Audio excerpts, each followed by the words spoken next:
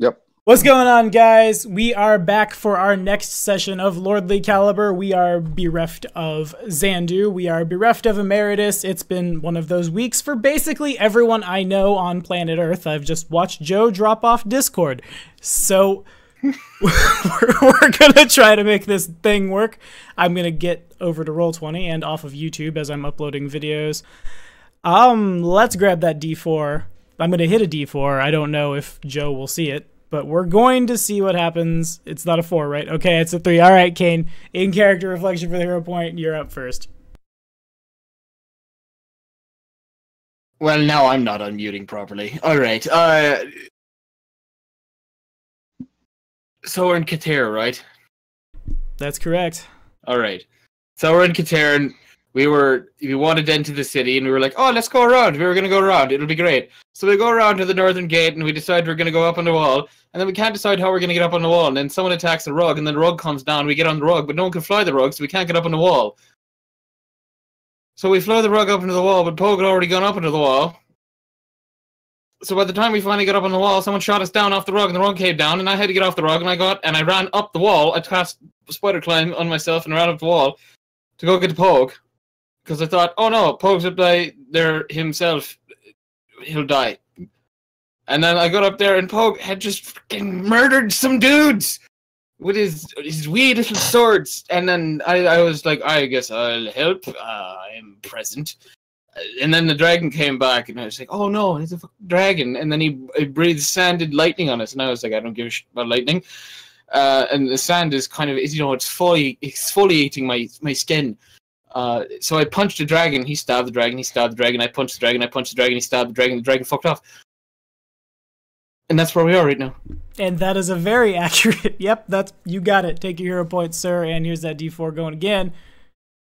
The dice are calling out Donald. Lucia, give us that reflection. Okay, so the first part, the objective to get over the wall, Lucy is having a fun time. She get to use her wings. She have now temporarily and the dragon wings, which is quite nice. She get to have fun with replacing the dragon.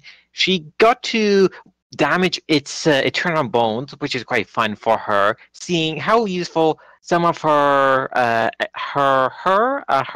spells she know, so she can refine them to kill them, to use it to kill the rat lich later on. So Lucia is having a blast so far.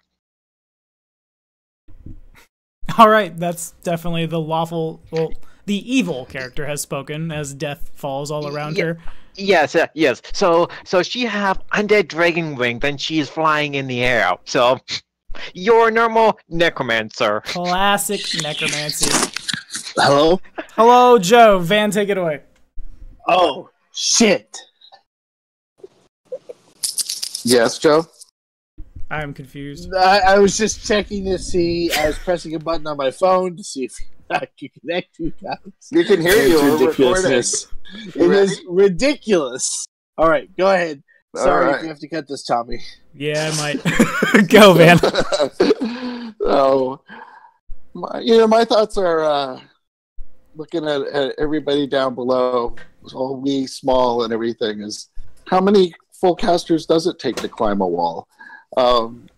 And so throwing a rope up there was the quick and easy way. I didn't even use my flying armor to get up there, and feeling pretty proud of myself for the rope, discovering a new use for rope trick. And it would have been really cool if the Drake Rider had managed to actually hang himself, but it was close. So once again, Pogue's rope skills from the bedroom come in handy out on the adventuring field, and he's pretty psyched about that. And then now we've got that gate open. Hopefully everybody else that got ambushed while they were flying their carpets over the city walls can get back out if they want. I haven't seen the big smelly guy in a while, but I think we figured if we go running in the general direction towards the water, that seems to be where we usually find him when he disappears. So, I'm ready to rock. Let's take this place down. And you take your hero points, sir. Joe, if you're with us over there, take us home. So, Enderling, he's a bit confused as to what happened. Why I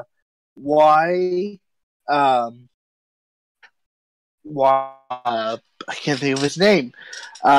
Torvald would leave him as such. But like he's charged through the town. He's made it to the river, to the canal. Actually, is what it was called. And like he's fought a few things there. But he's still really confused as to where Torvald is and like where the rest of his friends are. He knew that he left him, but the fact that like they've not meet up with him is a bit concerning, just because he's their friend, and that's always concerning for him. Other than that, like Captain Chaos, he's ready to fight.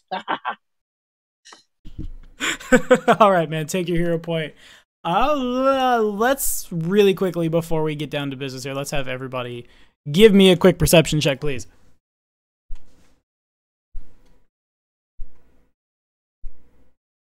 And again, it is Donald, straight out the gate with that perception check when it's called for. Just bam! Well, I have all of my necessary max rolls made at the bottom of my screen already. My fortitude save, all of my saves, my initiative, perception, and even stealth. You are a true warrior. Real quick, I think I'm going to assign everybody an action point for showing up today, because I'm pretty sure we're all having like the worst week ever, collectively. So that is true. Except for maybe Donald, who seems to be fine this whole time. But well, if something bothered me, I don't really show it unless if I need to. Yeah, lucky you. Alrighty, so everybody can see over their heads. The battle continues to rage, and I will continue to roll percentage dice because I don't want to do like mass will saves. I'll just do this. Okay, a couple of the like.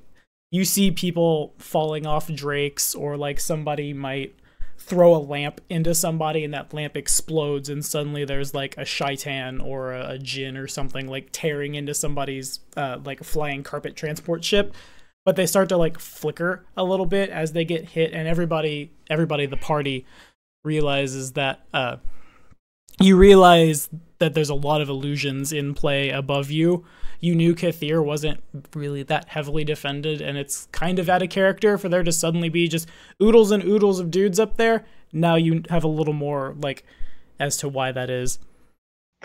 So it's safe to say in character that my character know that there is a major wizard academy that focuses on illusions, and that is a advantage that the Katheer forces are using. Make a knowledge check.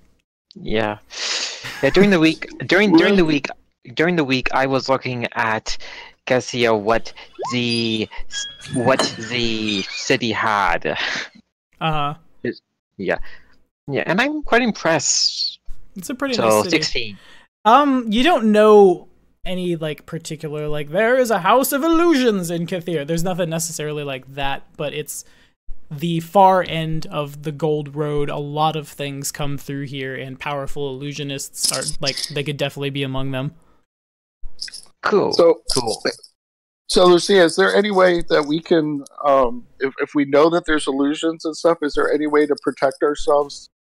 Like, there would be extra on the lookout for illusions so that we don't just believe them. Like, if we're looking out for them. If I remember mechanically, dispel magic works to dispel illusion. Am I correct? Yeah, that's right. Yes, I do know. I do know dispel magic that should help if we do see a illusion. Also, you guys like you can not to interrupt, but you can actively, not to make you all paranoid, but you can start looking at things and be like, I choose to disbelieve that, and then you would make a will save. And whether or not it becomes an illusion becomes up to me and up to how like paranoid your characters become. But I also have detect magic prepared, so that would also definitely ping them. Yeah, I'm just thinking that, but in terms of illusions or not, if you have a guy riding a drake, there's probably a lot of magic on that anyway. So But okay, so Yep. we can actively disbelieve stuff, and then if we get our little feet set on fire, then we'll know. Correct. All right. Mm-hmm. Maybe. Yeah. It could be illusion that we end up believing. Ooh. Yeah, that is true. If you fail to save, that's what happens. Okay. It's the line between a paranoid character and metagaming, I guess. Right. Well, it's not Cthulhu, so let's get on with it. Let's go. That was last game. That was last game. Right. Been there, done that. All right. So don't fall asleep and don't blink. Yeah, all right, exactly. We're good. Let's All go. right. So let me first off, from everyone who isn't Joe, because Joe's off in a canal that was 3 inches deep before I didn't read the entry, and now it's 30 feet deep. What is everyone who's not Innerling doing? I'll say Xandu, like, he psychically winks out of existence for a second. That's what happens. I don't know why, but it does. It's back in the dreamland. Yeah. I am thinking if we're going to get to the canal quickly, we should try to avoid as many open areas as possible. That is prime areas for ambushes, but also the alleyways is prime target for ambushes. But if we do hurry along that way, there's a chance we can avoid any unnecessary fights potentially. Yeah. So we were just coming up on this area here, right? And this was like a library or something, or that is. Let me bring it up again here. I've got the Katheer book open. It's essentially the like biggest college of medicine in not the known world, but like this part of the world. I think we had decided to go through the city because the wall had guards on it, and the air above the city was filled with drakes and other flying forces. So the city proper will have people in it, but most of the fighting force is concentrated on the walls and the air. As far as we can tell. Right. I like how Van has drawn a little like line through the city, how he wants to move through. Is that reasonable? I could see it. I'm gonna say partially just because I want to get down on the drawing. I'm gonna say the college extends like one route I have in mind we can take. It roughly does. It's take a little bit more longer to get to the canal if we go via this way. So what, do I hit the canal or do we want to hit the? So all right. So that black thing, are we saying we can't cut through or we can? That black thing is like the borders of the college. That's a hell of a campus. Yeah, pretty much. Yeah. So which way do we want to go? Straight to the canal or the way that Poe mentions? Well, if we just want the closest or the quickest route through the city, it would arguably fastest to just cut straight through the middle, like that. True enough. But, do we want to end up further away from the canal or at the side door of the palace? That was the only thing. Is that what 8 is? The 8 was the palace, right? That's correct. Let's see. So if the objective is to get to the palace, then we can take via the way Poe mentioned, but briefly go through the ruins area quickly. You could. All right. So I think right now it's, do we want to be closer to Enderling or do we want to be closer to the palace? And what does being next to the palace do for us? Isn't that our final objective? I can't rightly remember right now. I can't remember if we were aiming for 8 or 13. I think you were aiming for 8. I don't know if there was necessarily like a... Yeah. No, yeah, you were aiming for 8. That was the final objective. Yeah. 13 is just a giant market, essentially. That's where the Gold Road stops, and that's where people start selling things. I agree with Pogue, then. Okay, so which way do we want to take? Mine is a bit more direct, and we don't need to go through as many open areas compared to Poe routes. Right. Yeah, I was staying a little bit away from the walls. I didn't know what we'd find in the ruins. Well, I think there's some merit to skirting the ruins in Pogue's route, because why would they guard the ruins? So take the what's marked in blue on the map. Yeah. Okay, that's fine. That was what Donald wrote. That's cool. Yeah. Alrighty, blue path Yeah. it is. Yeah. And also going through the ruins based upon what buildings we do encounter, we can use them as cover as well. That is true. Alright, let's have we're taking Donald's path. Donald, roll me some percentage dice. If you would. 22. Percentage, not perception. Percentile? Okay. Yeah. Let me put you on the token layer, where you should actually be instead of being on the map layer. Okay. You roll a 7. Alright, so what we're going to do is we're going to go back to the token layer. We're going to grab you. You get through the college and the ruins and stuff with no problem. There's definitely a lot of fighting, and you don't know where Pogue is. Good lord. I was trying to stop you and say I was stealthing ahead, so. Got it. So Pogue is gone. Pogue is out. But you get through with no problem. You move through a lot of residential districts and a lot of like dormitories and stuff where you expect there would be a lot of people. But either they've all taken to hiding in like cellars and stuff, or they're just straight up gone because nobody assails you. You guys reach Enterling outside the palace, and it's around that time that everybody make a quick perception check, the 4 of you. Also, will someone please mute? I don't know what that noise is. Thank you. 16, 37. I hope I didn't make it awkward just now by asking someone to mute. I feel terrible. I have my bird as well, so I'm going to make a perception for them. Got it. No, sorry. Did you want perception for everyone? If you would, yeah. I went looking for my spells. I can't remember where I put the paper. Okay. Did I get everybody? I think I got everybody. Yeah, we got everybody. Okay, so let me grab this bestiary again. Oh my god. That is a ridiculously giant raven. Yes, it seems Asmodeus want to reward my imp. Praise him! Yes. Praise him! Yeah, no. A magpie is making an appearance. Please don't kill him. Too busy being a dad to be in a civil war. Alright. I'm trying to quickly get a token. I'll just grab one from here. It might not look good, but it'll be alright. Oh yeah, that looks real bad. You guys are going to have a lot of fun laughing at this token. But here it is. Let's do 2. 2 will be nice. A carpet above you, like, tips over too far, and everybody sees a bunch of people fall to their death.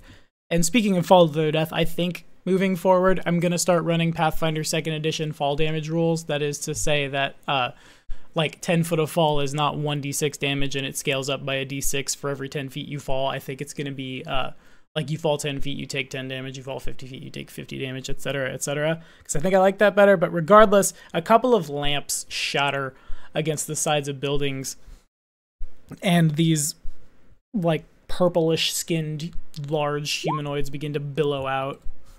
Everybody roll initiative.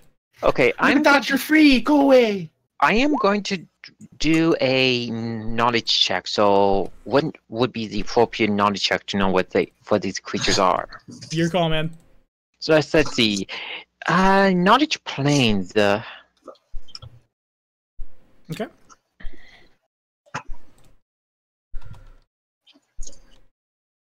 So 35. I know a lot about these. You do. You know that they are Jinn. You know actually about like 3 more land in the place where you guys have set up. Well, maybe not. We'll leave it at 2. That's fine. Let me get everybody up. Roll to 14. I see. Okay, so can you put my initiative in? Yeah, I'm 12? getting there. I'm gonna make the because there's no tokens on the board right now. I'm just gonna quickly. There's Kane's and here is Joe's. We're gonna hope they don't scale up by 50 ever. Donald has a 12. Francis has 11, and I don't know why I wrote Joe's and everybody else is singular, but we did it. 18 for Joe's, and Van has a 14. There are multiple of me here. Good. Well, there's Enderling and Captain Chaos, so that would be 2 Joes. The collective of Joe is upon us. How do You said they're Jinn, right? So how do you spell that? I know there are many genie types. Like not genie, like like DJINN, the wind ones. Okay. So would I know any immunities, weaknesses they have? Yeah, for sure. Let me jump their initiative in really quickly. Mm. You know, these guys are immune to acid. That's weird. You'd think they'd be immune to electricity, but they're immune to acid, so saith the stat block. You know, these guys are... Let me give you a little bit of flavor text. Let me give you some of that flavor.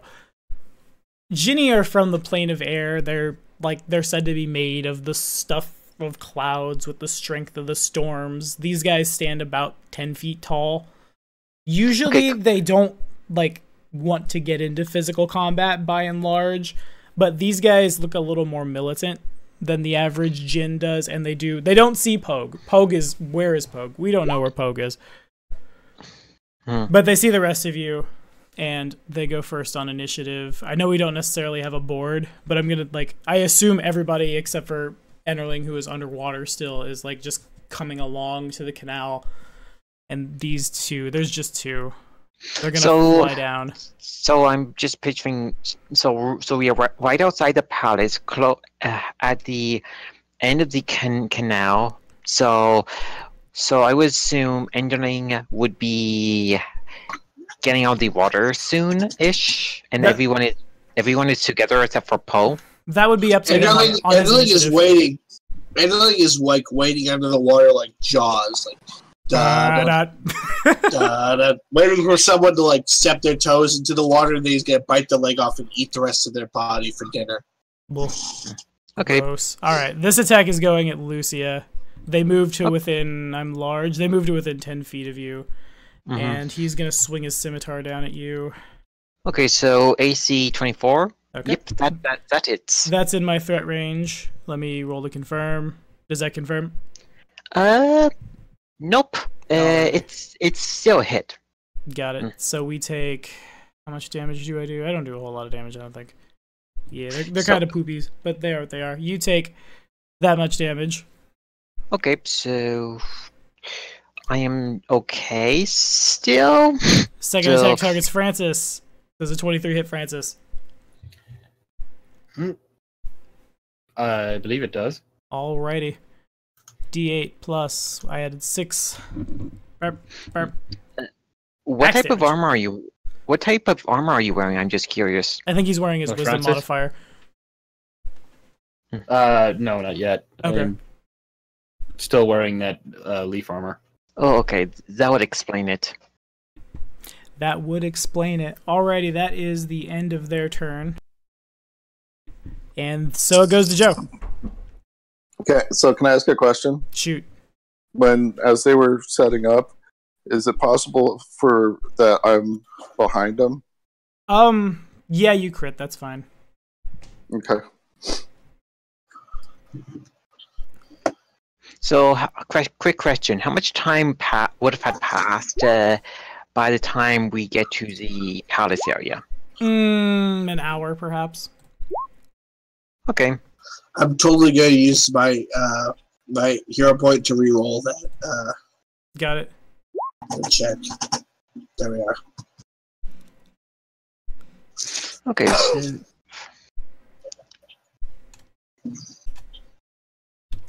Alrighty, so we've got... There's a lot of hits. It's Actually, a 37 to hit. Yeah, 37 is. And then 25 damage, and then I'm going to bite him again because I have haste. Okay. 34 to hit. That does hit. So he takes 25, then he takes 22. And then I have 2 damages. The first one is a 37, and the second one is a...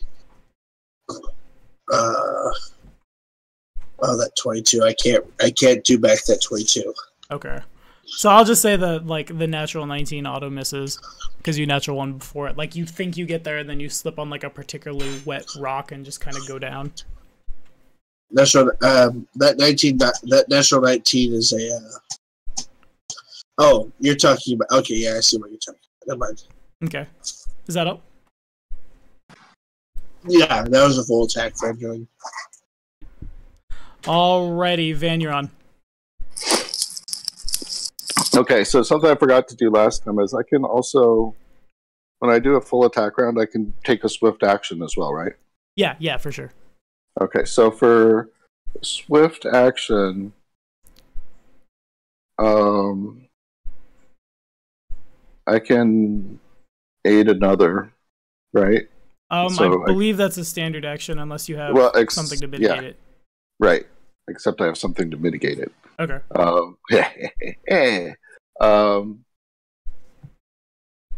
Where's the... Those gin look gross. While it's not my turn, I am going to grab some gin and make some tokens. Because I am not satisfied. Okay. You're going to get some gin? Oh, yeah. And I'm going to put them on the board, and they're going to be weird-looking purple dudes. Tommy, at least you are not getting drunk now. Not me. Yeah, right. Joe's got it covered for all of us. You drank it for 2. I'm drinking for 5. Oh, jeez. I was going to say Joe's pregnant, but oh no. I'm drinking. Okay, so, all right. Well, I'll take care of that in a minute. So, first thing I want to do is I assume that if these guys are kind of relatively where they are. Yeah. In here, then I was behind this guy over on the right. That's fine. So I sneak attack him. Okay. And so on with. I'm just going to tear into him with both weapons. Deal. I'll figure out that swift action thing for a second. I was pretty sure that I set that up. I just haven't had a chance to use it yet. Gotcha. All right. First one. And I gotta make sure something. Yeah. Okay. 25 and a 20. I think those both hit. You guys suddenly see the Jinn buff themselves because I was using the stat block for the baby Jinn and not the upped one. So some of the numbers might get a little weird. Hang on. They do both hit though. Both okay, the first 2 hit. What about the second 2? 25 and 18. 18 doesn't. Or do you mean 18 and 14? 18 and 14. Okay, yeah, those both miss. Okay, so the main hand hits twice. Okay. So that's the damage there. Sneak attack damage twice, right? Yep, that's correct. And let me just make sure I do this right. So the class feature, I have I can use pressure points, right? If I have a class feature that's whatchamacallit? Yeah, let's see why not. I don't know exactly what it does, but alright, so it says let's see, can I put wonderful. It into the okay, yeah, sure, you can totally do that. Okay, so just 1 point of strength or dexterity. Okay. Okay, so 2 how about 2 dexterity on that? Understood. My dex is down by 2. I shall mark it. I will give him a funny looking thing. So that's just to make sure I got all the damage. Did we get all that? Yeah, I got all the damage. Okay. It's a ninja trick. We'll give him a funny looking ninja face, and that's how we'll know. Tommy, during the time traveling here, I would have had put a spell on my Raven so I can use them in combat. Okay, which spell? It would be Shocking Grasp. Okay, so you are holding the charge for Shocking Grasp right now, then? Yeah, it would be my Raven have that charge. Okay, you are holding the charge for Shocking Grasp, and you have designated your Raven as the toucher. Yes. Okay. Okay, got it. So I also have the feat Swift Aid, which says, as a swift action, you can attempt to aid another action, granting your ally either a +4 bonus on his next attack roll or a +4 bonus to his AC. Okay. So, do I need to roll something for that, or just? Yeah, you'd roll against like a DC 10, I think it is, or you roll an attack roll. Okay. Just any one of them. Yeah. All right, so I'll just reuse the. So it's the 28 Yeah, that succeeds. So who are we targeting and what are we doing? Give Joe a +4 to attack his next time up. Deal. Okay, understood. Is that all? That's it.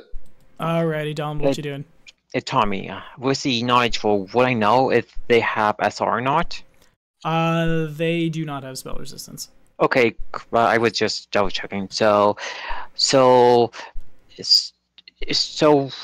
I can't remember. Would I just use my caster level for the casting defensively for my imp then? You've already cast the spell. Checking to cast is a caster level check. Mm-hmm. But there's no longer a need to make the roll. The touch is free, and you can designate the Raven as the toucher. So what happens is, like, your Raven needs to enter the same square as the Djinn, and he can start attacking you at 10 feet out, so it will provoke 3 times. But, well, wait. Yeah, it'll provoke twice, actually. But you have to get up to him, and then you make a ranged touch attack, and the familiar uses the same thing as you, just probably its dex is better, and that's to determine if Shocking Grasp goes off. Okay. So my Raven would move up. So already it provokes. I'll say these guys are far enough away that it's only provoking from the one on the left. His numbers look a little different now because I was using the wrong Djinn. I thought I had the right stat block open, so forgive me if I start swinging way harder. Oh, those are D12s. Those are D12s. Hold on. We're now playing a very different game. Yeah. Okay, so the 35 hits. 19 and doesn't the hit. 19 almost hits. Almost hits. Okay, so then I have the damage is gonna look a lot weirder. Forgive me. Just take 5 damage off. You take 5 damage off. That's how much you take. Yeah, so 9. Okay, not too bad. Alrighty. And then it's take. So I assume that beats the touch AC. That does hit its touch. Yes. Okay, so this is no savings throw. So correct. 18 shocking damage. 18 electric damage that the guy from the plane of air has no resistance to. I love it. I am shocked that they don't have DR to electricity. That's weird, yeah. So shocked. So do I have any other action, or did I use up my entire action for that? Lucia has used up nothing. Assuming you unless you were to cast the spell now, because we're all kind of on our back foot. I'll say as we're traveling, you could have cast Shocking Grasp and we're holding the charge on your Raven. So essentially, you have your whole turn. Okay, I am so where the position? So where is Poe exactly for positioning? Is he? Which one is he attacking? Make a perception check. 20. You don't know where Pogue is. He's somewhere around here, probably. Okay. So how far am I away to the one to the right? That one. They're both 10 feet away from you. You're in the threat range of both of them. Okay, then I'm going to I'm going to use lightning bolt on the one that I just attacked. So I need to make a reflex save. Alrighty, it provokes from both of them. I have combat reflexes. I have positive dex. Wait. So how far am I away? I thought I was out of their reach. No, they attacked you. You're 10 feet away. They have a reach of 10. Oh, okay. Then I'm going to do. If I know their range, then I'm just going to be going to change the spell if I didn't know the range. So I'm just going to use magic missiles in casting it defensively. So I should. So DC 17. So I should beat that DC easily enough. So yep. Yeah, you nail it. That would be a caster level check is just D20 plus caster level, right? Yeah, casting defensively. It's a concentration check. Mm-hmm. So yeah, 11 force damage to the one I just hit. I got it. And that ends my turn. Alrighty, we go to Kane. Alright. I'm going to cast Strong Jaw, and I'm going to designate or I'm going to hold a charge of Strong John. I'm going to designate Oleg as the toucher. All right, it will provoke from both of them. Do you want to try to cast defensively? Oh, can I 5 foot out of the range? Make a perception check. Also, it's hilarious that we're casting Strongjaw on the pumpkin guy. You could find a building that you could duck into and at least give you, like... Yeah, you could 5 foot out of the range, like, indoor. Oh, okay. I'm gonna 5 foot out of the range. I'm gonna designate Oleg as the toucher. Okay. I'm gonna tell Oleg, go find your uncle Enderling and give him this for me, eh? He's become the uncle now. Well, I mean, Enderling's too. Oleg's too dumb to actually be afraid of anything. So fair enough. So, modus operandi. So, Oleg sees of underling is like a few like bubbles from the surface. As like Enderling like swerves his way to the top of the little pool of water. Well, we saw you emerge to try and jaws one of these. Yeah, I imagine that's not particularly quiet. Yeah, you definitely saw like Enderling with his jaw unhinged like a cobra, just like unleash himself from the water and just like chomp down on something that was non-existent at the time. A pool of blood, that kind of thing. You definitely see like bits of witch floating at the top of the pool. Right. We know you're there. Like a bikini just floating along the side of the pool. Oh no! So is that everything, King? I think he died. He didn't die. Okay. Who didn't die? You, because I heard and then it cut out really fast. Oh, yeah. So Oleg moves. How's that gonna work? It will provoke. What's his move speed? I believe it's 30. Okay, you could double move and get there. You'll provoke a lot. You'll probably provoke the rest of their attacks of opportunity. Now, granted, one of them has their Dex mod knocked down by 2, so that's relevant. Well, his AC is higher than mine, but not by a ton. Okay. It's the same thing for my imp. With spells, I have a better AC than the imp. It is what it is. All right, so we're gonna just run past him. You could try to acrobatics or something if you want. Oh, what even is his acrobatics? What would be the DC of that acrobatics? High, probably. Yeah, Oleg has a +3. Oh, rough. Yeah, okay, fair enough. I'm gonna start swinging. You will provoke twice from the djinn on the left. Those both hit? Those both connect, and you will provoke... I haven't used any provocations on the right djinn, so he'll burn all of his. He's lost 1, so 1, 2, 3. Oh, okay, one of those misses. So you hit him 4 times. Alrighty. This is from 4 attacks for the purpose of your damage reduction, which they don't beat. What do I add? I forget what I add. Wait, actually, how many of those did I... I rolled a lot of 17s, but these guys aren't keened because these guys are just a random fight, so no crits here. No crits here. My boy. My boy. My pumpkin-headed little boy. So 4 of them connect, and I'm doing +9. I can't do math right now. Finally, we get to use our familiars for combat use for once in this campaign. You did it. This is from 4 attacks for the purpose of your DR. Ow! So this is from 4 attacks? Yeah. Okay, he's all right. So, how injured is the pumpkin buddy? He dropped from 51 to 29. Rough.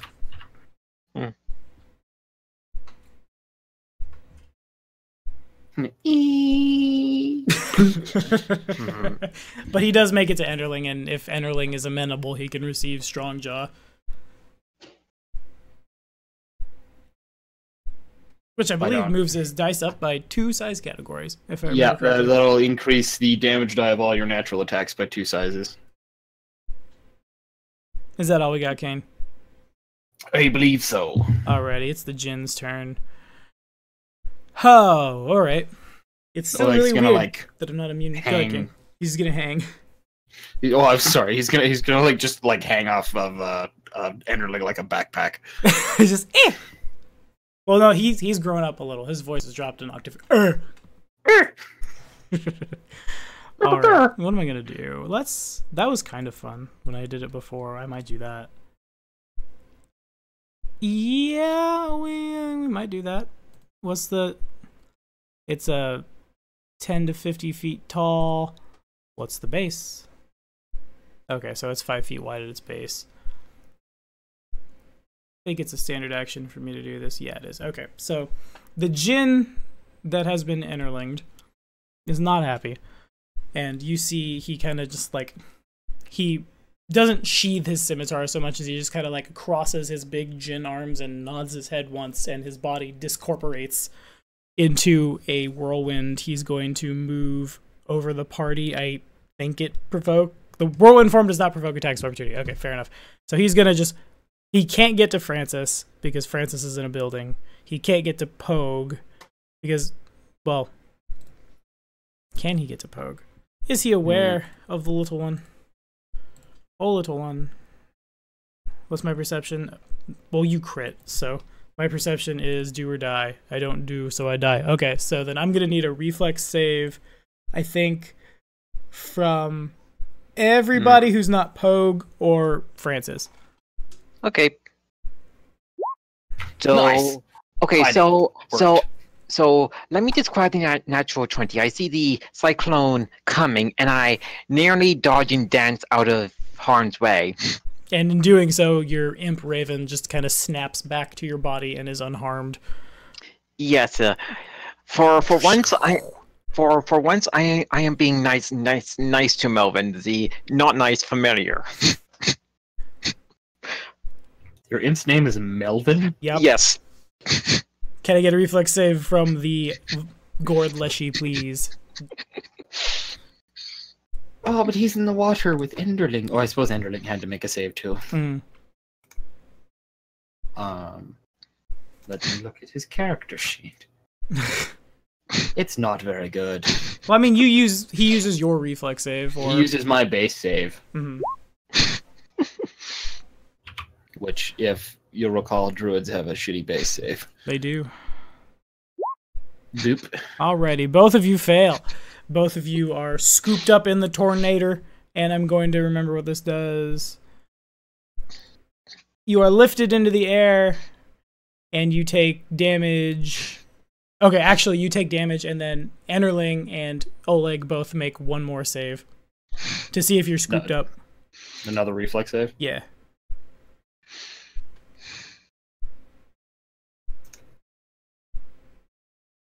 Well, that's awkward. Remember if I use my whatever the it's called. Yeah, you used your hero point. Maybe earlier those on two one of should your attacks. cancel. Maybe those should cancel. I think that might be what I do. Regardless, you guys both Oleg take... holds you to the pier. He just pins you down. Just, no! You guys both take 11 damage regardless. But I think what I'm going to do is... Yeah, that's fine. I'm feeling generous today. They both cancel each other out and nobody is scooped up.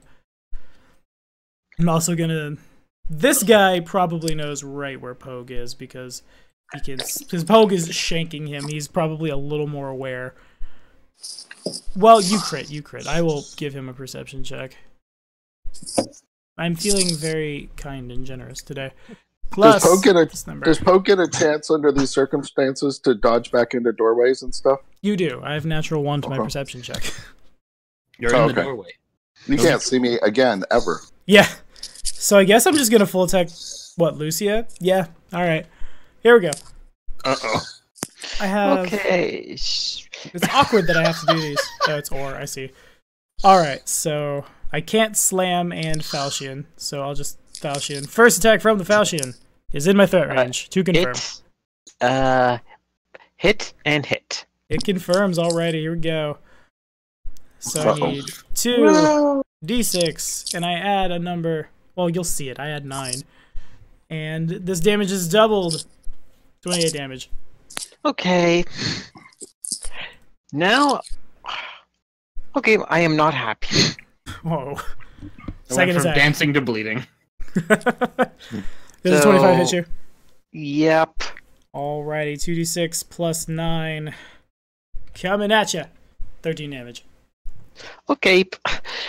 I am pretty injured. Uh-oh. Yeah. All right. Yeah.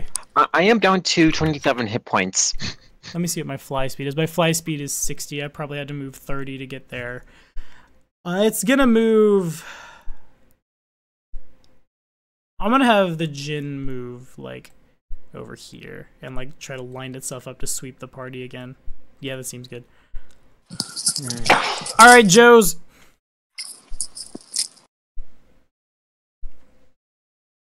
That's not how you fucking do that. And you get a +4 on whatever. You do. I get a +4 on whatever? That's awesome. I want a +4 on my fucking escape check or whatever. You're not scooped up, you just took damage. No, to hit. Alright, what? Can I kick this thing's ass? It is... You could go chase after it, but it's a whirlwind right now, so you can't hit it. And we're flanking this guy. You are. We're flanking this guy. That's what I thought we were attacking something. I just couldn't remember which thing we were attacking. Pogue is over here where the little ninja is, so we're flanking. That's what I thought. Where the little ninja That little ninja marker turned out to be very appropriate. So we're really kick some ass here in a second. Remember, your attack your damage dice are heightened. By 2 size Are categories. they? So 2d6 becomes 3d6. Yeah. Shit. Well, 2d6 by 2 size categories, that becomes 3d6. Right. Okay. What? Yeah. What? I forget that you're large size. Yeah, it already becomes so. All right, 1 second. 1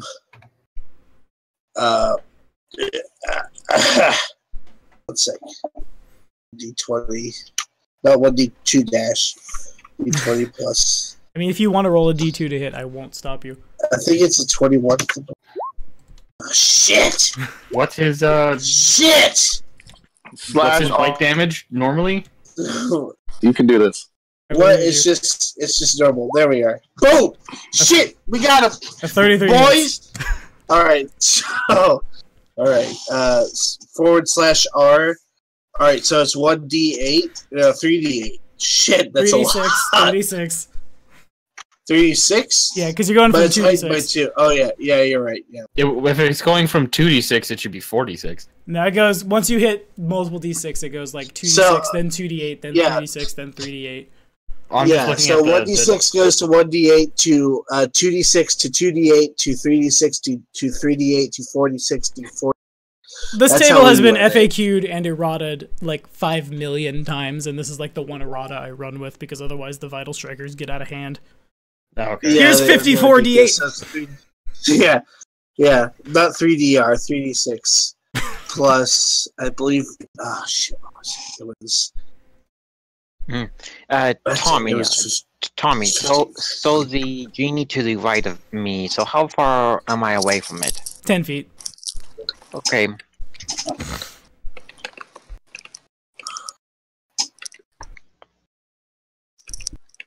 There. You did it. 30 damage. 16 damage. Oh god, I'm drilling for some reason. That's just my first claw damage. If I 5 foot step, 5 foot. There's my second claw or my second bite. Alrighty. I don't know if I want you to roll to hit Lucia or Oleg. I'll spend I my know that hero I want- point. Duly noted. I had to get Kane a little afraid. Reroll. Yeah, that's fine. It That's does not a hit. quick thing. It does hit. That is better. There's the second bite damage. Okay. And then, so I think it's the exact same because if we're treating a claw now as a, it's whatever. We finished it, figured out a few seconds ago, or a few sessions.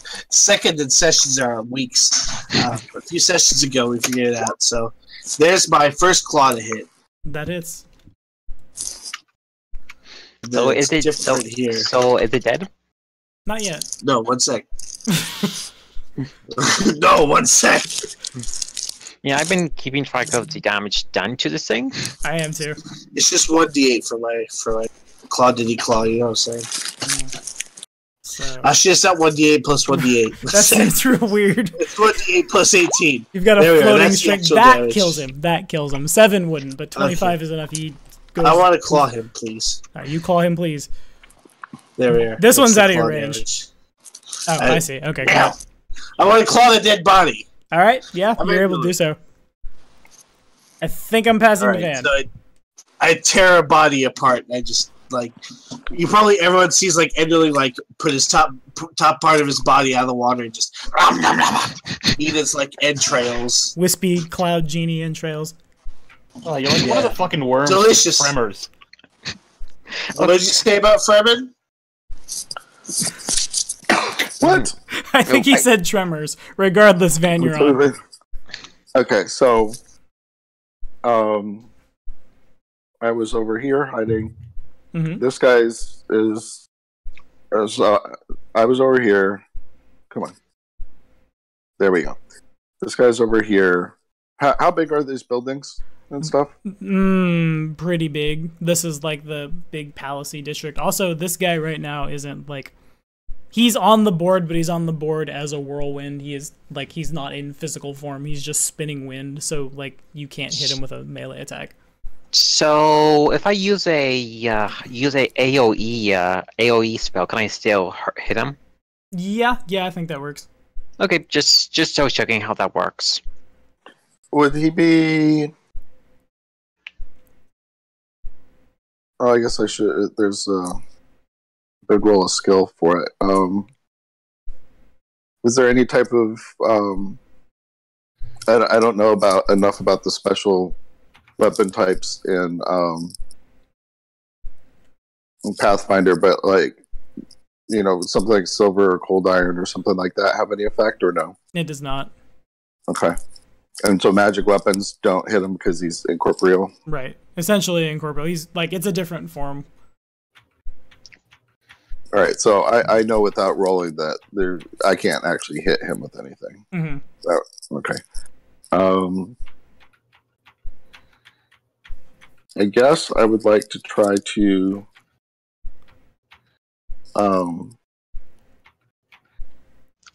sneak around him as well. All right. I don't know how long that's going to take me to get there. What you want me to roll since we're theater of the minding? It's gonna take, I'll say, like this many rounds. 1d4 plus 2 is 3 rounds. It's not as majestic as we thought. Okay. So I'm gonna sneak around and try and get behind this guy. Alrighty, everybody make a perception check, and Van make a stealth check.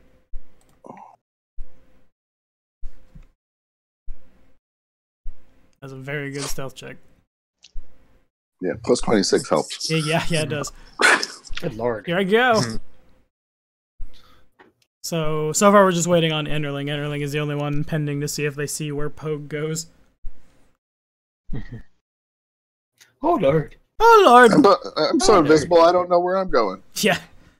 I think Joe died. Did Joe die? Checking Joe can't Discord. see Pogue. Joe's on Burb. Okay, yeah, he can't see. He's not going to pass it anyway. He rolls manual dice. So I'm going to just really quickly... Okay, he didn't crit. He doesn't see you. Manual dice. Alright, so... can I give one of them a +4 again? Yeah, that's fine. Give it to Enderling. He Seems will good. probably... I can usually do that, or for AC for somebody. So if somebody has a desperately low AC that could use 4, I could do that too. I wouldn't call it desperately low. I know what I'm going to do to get out of harm's way. Do you need a +4 on your AC, Lucia, so that you don't get your... Sure, why not? If I do get hit. Alright, Okay, the so 8 you another get is successful. Yeah, you get a +4 on your AC. Okay, Yeah, she's cool. much closer to being beaten unconscious. Than... Yeah. Right. Okay, so is that all? Is it, Van? Yeah, that's... I'm in the process of moving and being sneaky and stuff like that, so yeah. Got it. Alright, Donald, what's up? Okay, so the genie, how far is he up in the air?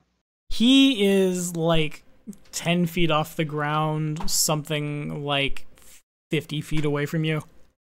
Okay, I'm going to shoot a fireball above him so he's within a 20 feet range of the fireball, so it doesn't damage the buildings around him. How kind of you. Alrighty, here's my reflex save. I take Okay, double damage. Yeah, Yes, good. So I've never seen you roll so many ones, Tommy. Yeah, I'm doing So- great today. I'm just going to roll 14d6 effectively. It's 14 dice effective. That's fine. So, yep. Wait. Why can I not? So 51 damage. Bam. Yeah, so that's going to hurt, and I'm going to get into a alleyway here to get into some cover Alrighty. with my birdie here. So I'm going. He's probably going to see me, but I'm going to stealth anyways. Alright, go ahead and roll it. So natural You are gone. 20. So no one sees me, so I'm hiding quite well behind this wither robe I'm wearing. Actually, probably a little bit of like shadows from the alley you duck into just kind of like animate upward around your body, and you kind of like blend in with the wall as I quickly track his hit points, because I think he's just dead anyway. Lucia bumps into Pogue, and neither of us see each other. Yeah, it's irrelevant. The stealth check is irrelevant. He died to the fireball. Yep, that was perfect. Seeing the damage roll, then Just gotta go. Turns, Yep. looks around the corner. Oh, it died. Alrighty. Initiative is off. cool. Okay. You guys have rolled very wonderfully this session so far. Yeah, we're kicking ass. You are. Oh, Okay. my boy! I share spells and cure light wound. Okay. So I get out, and I'm going to be drinking 2 cure light wounds potion and cast infernal healing on me. So will you say a minute pass? It can. It's up to you guys. Yeah, sure. Why not? That's 85 for Francis. Sitting there. And Okay, so I am back to half hit point. 35 I'm back down. I'm back to half hit points now. Got for it. Gordo. For Gordo. I should have Who's called him Gordo? Gordo. That's real good.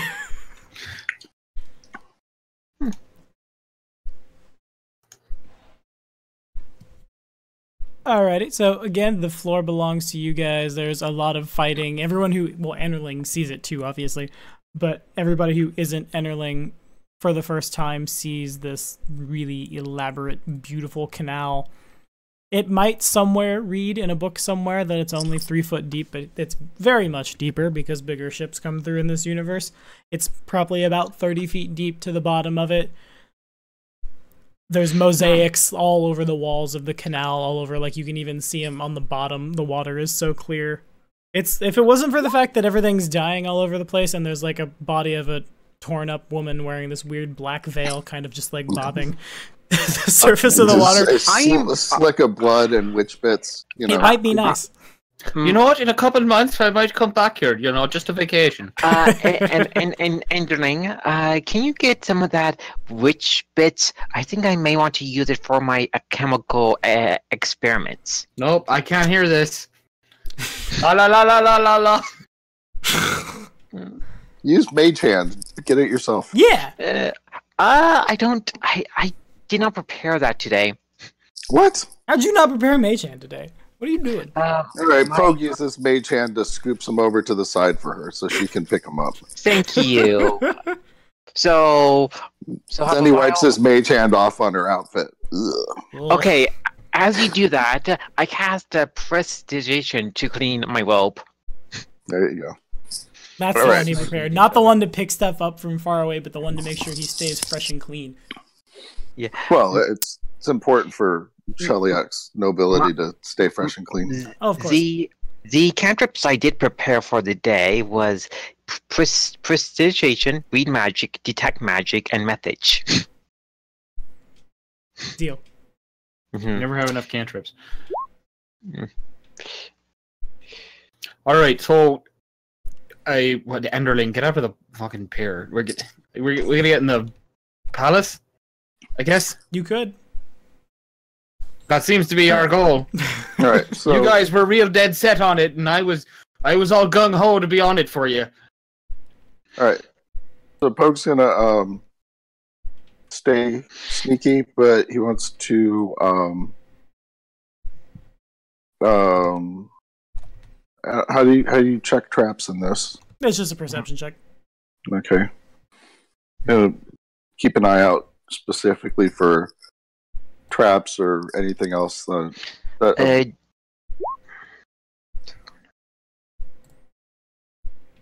the area moving up to the palace appears to be not trapped. Okay. Let me give you a little more than that. Any signs or anything, or? Yeah, I'm getting there. I'm gonna cast heightened awareness, but that's all I got. Okay. Do we know what we're looking for? I'm not sure if you guys know. I feel like it was Colin that did a lot of the planning last session. Uh-oh. I don't remember. I'm just the guy who's facilitating it. Anyway, you guys, like, around probably here-ish, where the canal ends, there's this really grand set of staircases that, like, go up and terrace and go up and terrace and go up and terrace. Okay, I'm going to do a knowledge engineering to help Paul out when he goes inside, so he have a rough idea the design of the place. So it would be engineering I would be wanting for to have a rough idea for the regal estate's design. Okay. So 27. So you've never been here before. Lucy has never been here, but you know it's really uncommon for the commoners to ever have set foot in this palace. You expect like you're gonna walk in and there'll be some kind of like, I don't want to say like a hearing room, but imagine like that's where the throne is set and like matters of state in the satrap's court are heard. This is probably where like imperial tax collectors come, and they probably just go right up the canal with their boats loaded with gold. As far as what else is in there, you're not sure. You imagine it's going to be pretty like big and open. So it's safe to say there are probably some secret passageways in the place. It's possible. Okay. Wait! But before we go any further, while you guys were healing, can I have checked the bodies to see if there's anything interesting? Sure. Yeah. Okay. So. Because I'm a thief. Because you're a thief. Mm-hmm. Let's see here. Those Jinn both had all they have on them, and it's weird that one of them just kind of like when it fireballs to death, the sword just kind of like cling, cling, cling, cling, cling on the ground and like slides almost to the water.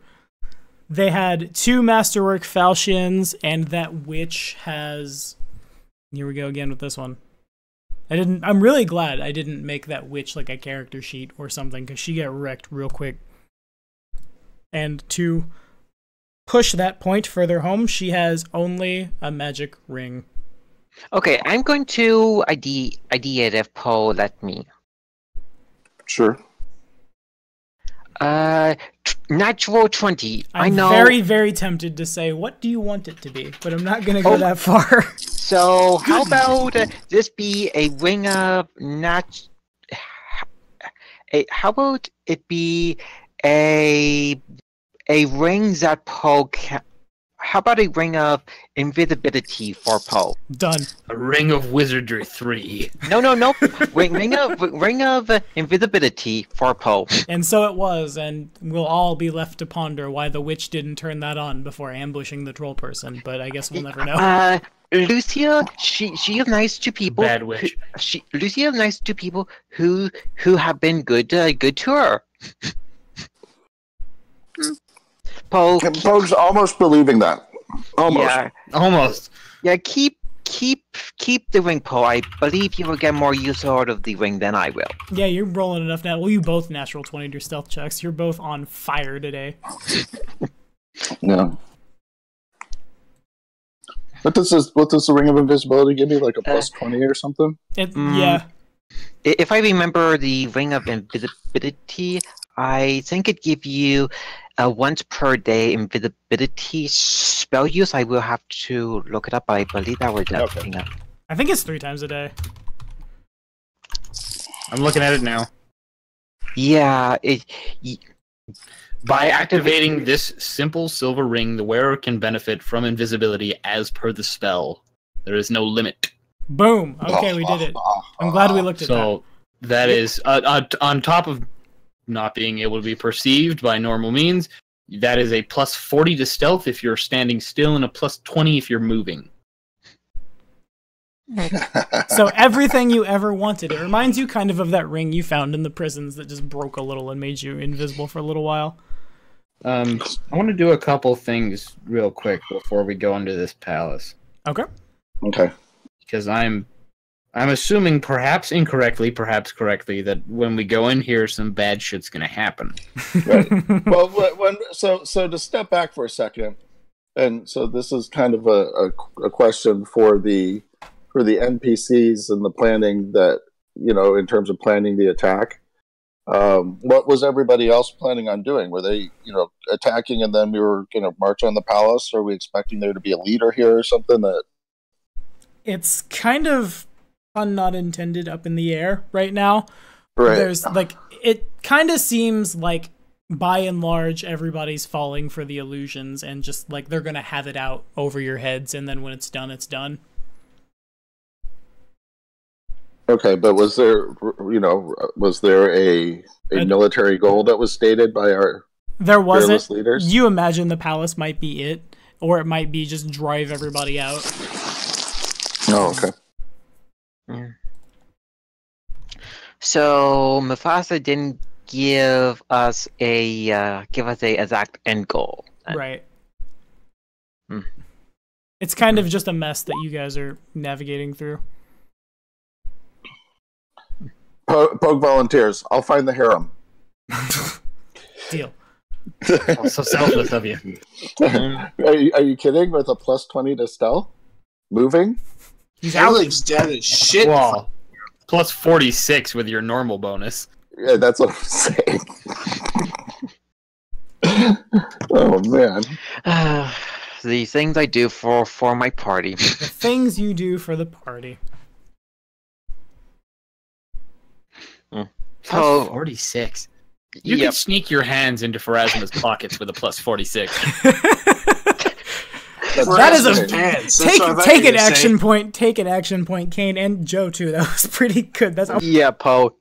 You the wing wisely. Pogue looks at it and smirks and says, "Oh, I will." Do not get in too much trouble now. As I smirk, knowing you as a character. So what's the next move, kids? Okay. I say Poe scout the palace out first. Okay. Okay. Does anybody here have any ability damage left? So I don't have any. No, that's I've been keeping track of the rounds, so I have healed a bit. It's just that my internet I'm not good for hit points, so I'm at half at the moment. Ability score damage, not hit point damage. Oh, none. Okay. I want a wild shape again, but I don't have natural spell, so I want to burn a couple spells now. Okay. So that's Barkskin, which I can cast on Pogue's invisible. Honestly, I'm going to cast it on myself because I think I have the worst AC. It's a Aspect of the Bear, if anybody wants it. That's good for combat maneuvers. I don't know if anybody here is even going to bother with that. Everybody's already got Strength of the Bull on himself. So okay. I'm going to cast Protection from. I need to look. Evil. No. Myself. Evil. I'm going to cast Protection from elements on myself. Elements. Are there any is there anyone else around? Yeah, make a perception check. Oh, tabs. So many tabs. The curse of the tabs! Everybody seems to be more concerned with the fighting over your head. Okay, so there's no one to siphon might on. Okay, we should take advantage of this and and take the palace. All right, I'm gonna cast Callback and Barkskin, and then I'm gonna wild shape into a Viper Vine, and that's what I'm doing before we go in. Got it. So is Poe going by himself first, or are we all just going in? I imagine at least Enderling's going in. I mean, I was gone for this, but like, if someone's charging into combat, like straight up combat by themselves, Enderling is definitely not going to let them do that by themselves. Okay, I'm going to follow Enderling. Okay. So am I hearing? Oh, we certainly are. All four of us are going in. All right. Yep. That's what I heard. Yep, I'm going to cast the spell Spectral Hand. So I have a floating hand on my purse around me for On 8 your minutes. purse? No. It's his familiar pouch. He has to protect people. I My have God! Don't eat my purse! He kicks him in the dick. I have a floating hand around me, so I can deliver ranged melee touch attacks now, Alrighty. which is great. Everybody make me a quick perception check. As I'm setting up here. Who's even on the board today? Not that many. This many. And I need Enderling. Did somebody natural one? No, I got an 18 for the last one you asked me to make, and then I rolled a 4. Oh, rough. Okay, so how much time would have had passed coming to this room here? Not much. Perhaps like I'll say a couple minutes. Woo! Okay, I'm going to renew my shield spell with one of the scrolls I prepared. Okay, understood. So you guys reach the palace and you find the door not like wide hanging open, but there's enough of like a gap there that you can tell it's definitely not locked, and you go up and like push on the palace door and it opens just fine. And as you guys step into what you realize is a place that's been magically silenced, you hear the sound, and you're gonna see the minis move, but just pretend you don't. Why can't I access those minis? Are you guys, they're on the map layer. They need to be on a different layer. Whatever. You hear the sounds of somebody like crashing down a bunch of stairs. As you like begin winding your way, Kane wild shapes, as you begin as you begin winding your way around the corridors towards the sound, you catch just the tail end of "must be going now. Did you finally realize you can't do anything without our counsel?" You turn the corner, and waiting for you, Kane will not recognize Hassan, but everyone else will. Oh yeah. Hassan sees you guys. To bring Kane up to speed, this guy tried What the fuck is that? He tried He to. doesn't see me at all.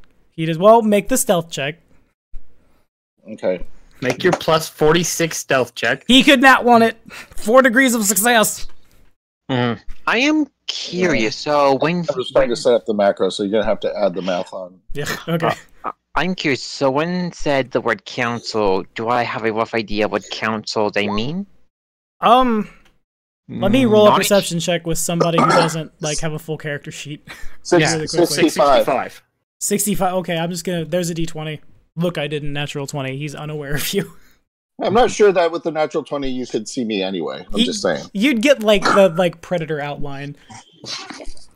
Ooh.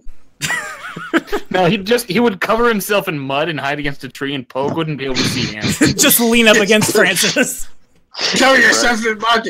Become Arnold Schwarzenegger. No. This is better. With a 65, Poe could go to one of Calistria brothels and not Become a sex dwarf. Yes. Well, he's a halfling. Become Yes. the 1980s song by Sex Scooter, Sex Dwarf. But folks, he's a halfling follower of Calistria. Why would he want to hide? Yeah. Maybe Sex dwarf. Maybe you want to get a bit Soft more. sell. I don't know what that means, but Hassan sees you guys enter the room, and you guys see him withdraw this. Xandu's not here, so I'm gonna screw up this description for like the 4th time.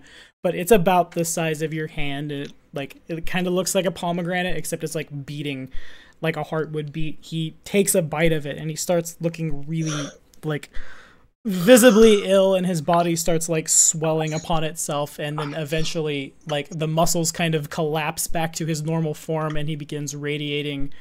You imagine like what the paladins see when the paladins cast Detect Evil, that kind of thing.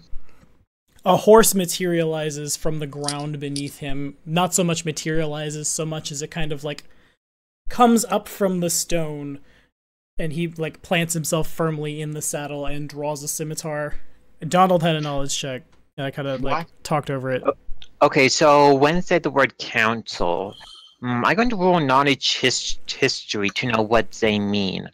Okay, go for it. And who was he talking to? There was somebody else in here? Jesus, you know everything. You guys are on fire today. Okay.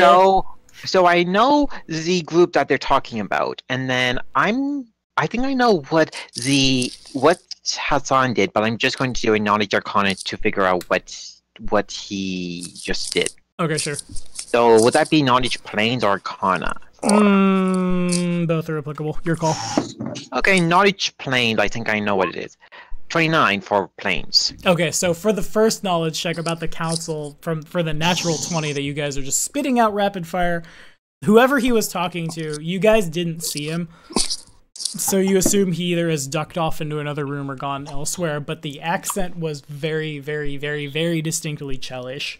There's, like, Lucia actually probably recognizes the voice. Yeah, because Lucia crit. Alright, so Pogue is going to want to follow after that person. Okay. You would need to, like, there's no trace of where they went. Oh, okay. Go ahead and finish this part. I'm just saying that's what, before we get too much further off, that's, I think, what Pogue's going to want to do. Understood. I need to break out Xandu's backstory, which I've closed. No, I didn't close it. He gave it to me in a Word document, which is so weird in 2018. You recognize the voice of a judge who isn't, like, he's not the most important or famous judge in Cheliax. His name is Gala. I think I'm pronouncing that right. I'm reading off someone's backstory. I'll type that in. His former title is Adjutor.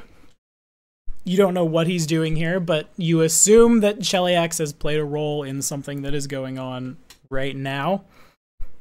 And I'll let the natural 20 ride a little farther for your knowledge arcana check. Hassan has consumed the fruit of Abaddon and survived. Do we remember what that does? No. Okay, well, this is why Colin needs to show up, because Colin has all this info, because he got it in a one-on-one. But it's what summoned the div when you guys were finding like bits and pieces of bones on the battlefield, and all these divs show up out of nowhere. Oh, okay. You consume this fruit, and it, by and large, it just opens a little gate in your tummy, and it rips you apart. And then here's a div that is like your soul falls into Abaddon, and over like what would happen over thousands of years happens in the snap of a second, and there's a div. But if you're strong enough, you can consume the fruit of Abaddon and become more powerful, become more like infused with the might of the lower planes. Hassan definitely looks stronger. He doesn't look particularly fiendish. But like I said, that purple aura has like continued, almost kind of like Super Saiyan, but purple. Imagine that. Okay, so I'm just curious. So with the fruit, Super Saiyan. With the fruit, does he get any of the mechanically outsider traits? You assume he does. Okay, so if I use any paralyzing spell, it could work on them still. It's possible. You guys, before initiative is rolled, can set yourselves up on the board, nobody further than that black line. Except for maybe Pogue. Because Pogue is gone. Pogue can go pretty much wherever Pogue wants. I think I know what I am going to do on my turn. Okay.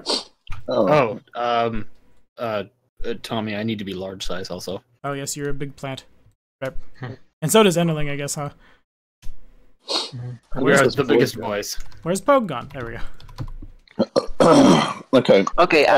I'm going to have my imp out, and I'm by the time that my imp would be coming with me, I'm going to have him be imbued with one of my touch spells. Okay. Does Cure Light, not Cure Light, does Detect Magic cause me to reveal or no? It does not. Only aggressive actions. Okay, so if I were to cast Detect Magic and do a perception check, trying to find out where that dude went, can I do that? Sure, yeah, go for it. Mm-hmm. Okay. My plan is, with the imp I have, I'm going to be sending him in to touch Hassan, and I'm going to be have the spell Magic Circle Against Evil cast on Hassan, so he cannot get out of field. Okay, sure. So does everyone agree to this plan, or I could just paralyze? When it get to be my turn, I can actually paralyze them using ghoul touch. So You've got a giant skag and a giant plant monster, I think, and I could be full of crap right now. I think we can beat him to death. Yeah. Boom. Yeah. All right, so is Lucia fine where Lucia is?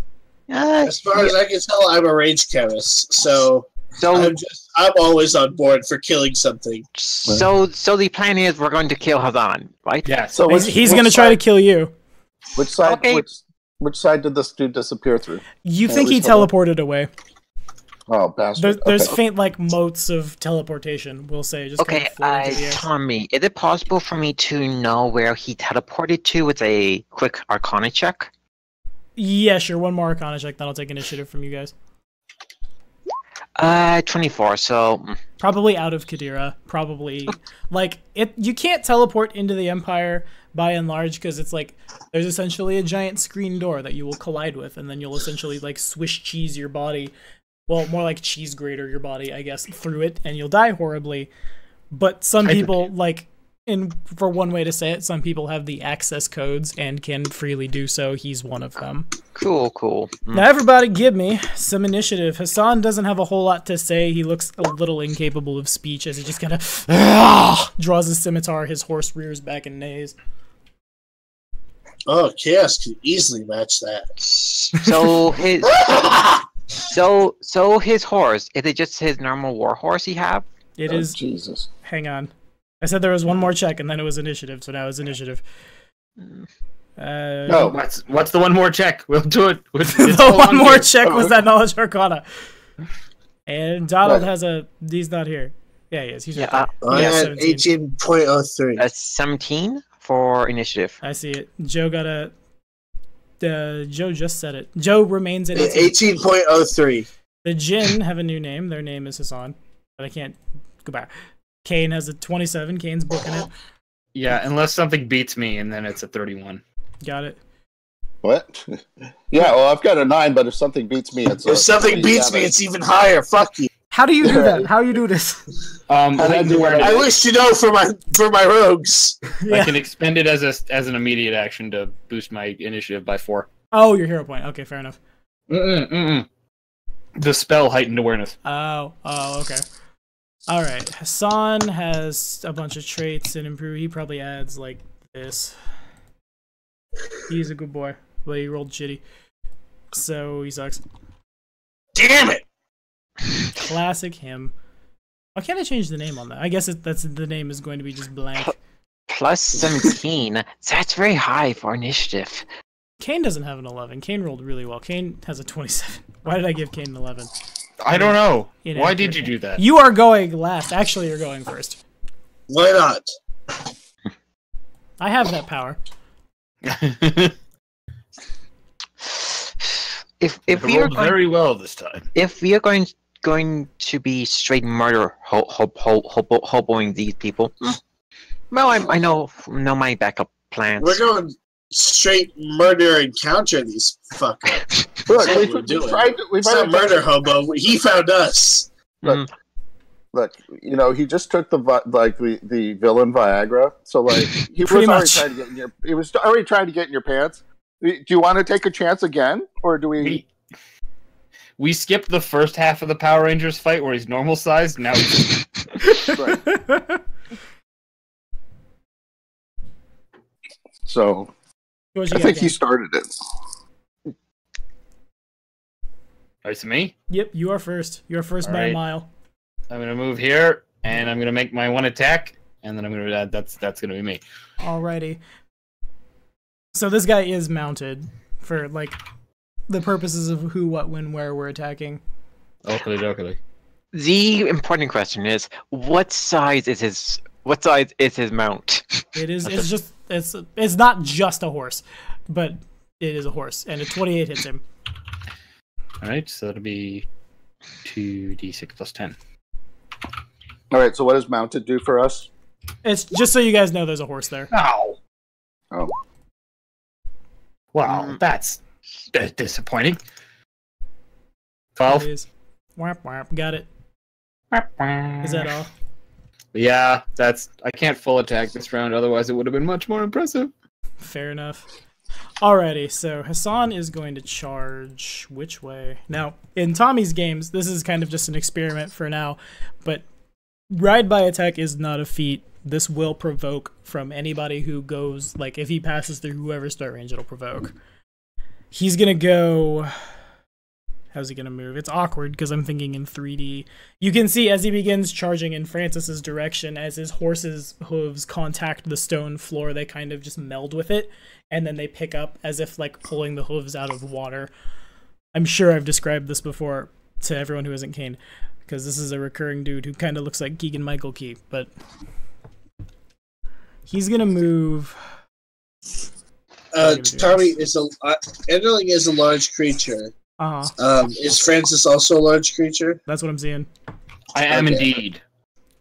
Excellent. I'm just trying to find a charge line. You want to fight? I'm a very small creature. Not really.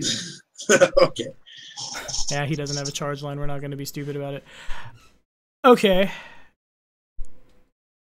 I think what actually is going to happen is his horse is going to like throw its head back and then unleash a cone of acid it'll probably hit Enderling, I think.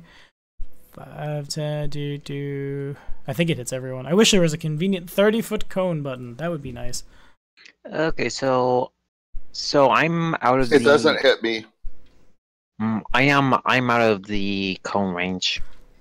Yes, you are. Okay, so it should hit Enderling, I'm pretty sure, right? Is that the case, Mr. Ruler Man?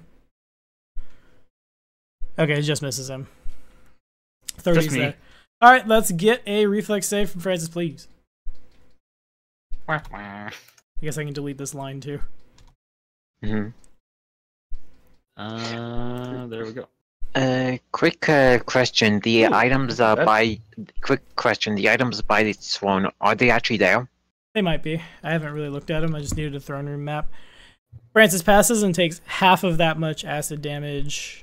Nice. There's not actually a sword in the book there. That's the sword is probably actually in Hassan's inventory. Hassan's horse is gonna like turn and run into the stairs, but he doesn't run into them. Or rather, instead of running up them like you'd expect, he kind of just melds with the stone and continues moving forward out of sight. I'm putting his mini in the corner, but he's out of sight. Okay, so he's out of... So we cannot see him? Make a knowledge arcana check, Donald. Can I see him? You cannot. Okay, so he's not actually over in the corner. 29. His horse, actually, I think Donald had to deal with this in the prisons. That horse has like blatant earth elemental ancestry and blood in it, so it can move through stone, and that's what's happened. And it can carry Hassan through, and Hassan's not in danger of drowning or like bouncing his head off a rock. Okay, I tell the party this knowledge. We should be careful. He may appear out of nowhere. Joe, you're up.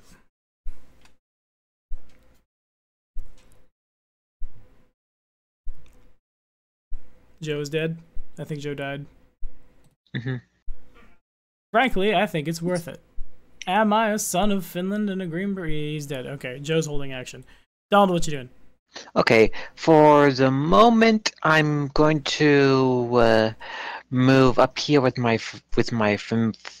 familiar, and I'm going to hold my standard action if Hassan and his horse appear. Alrighty.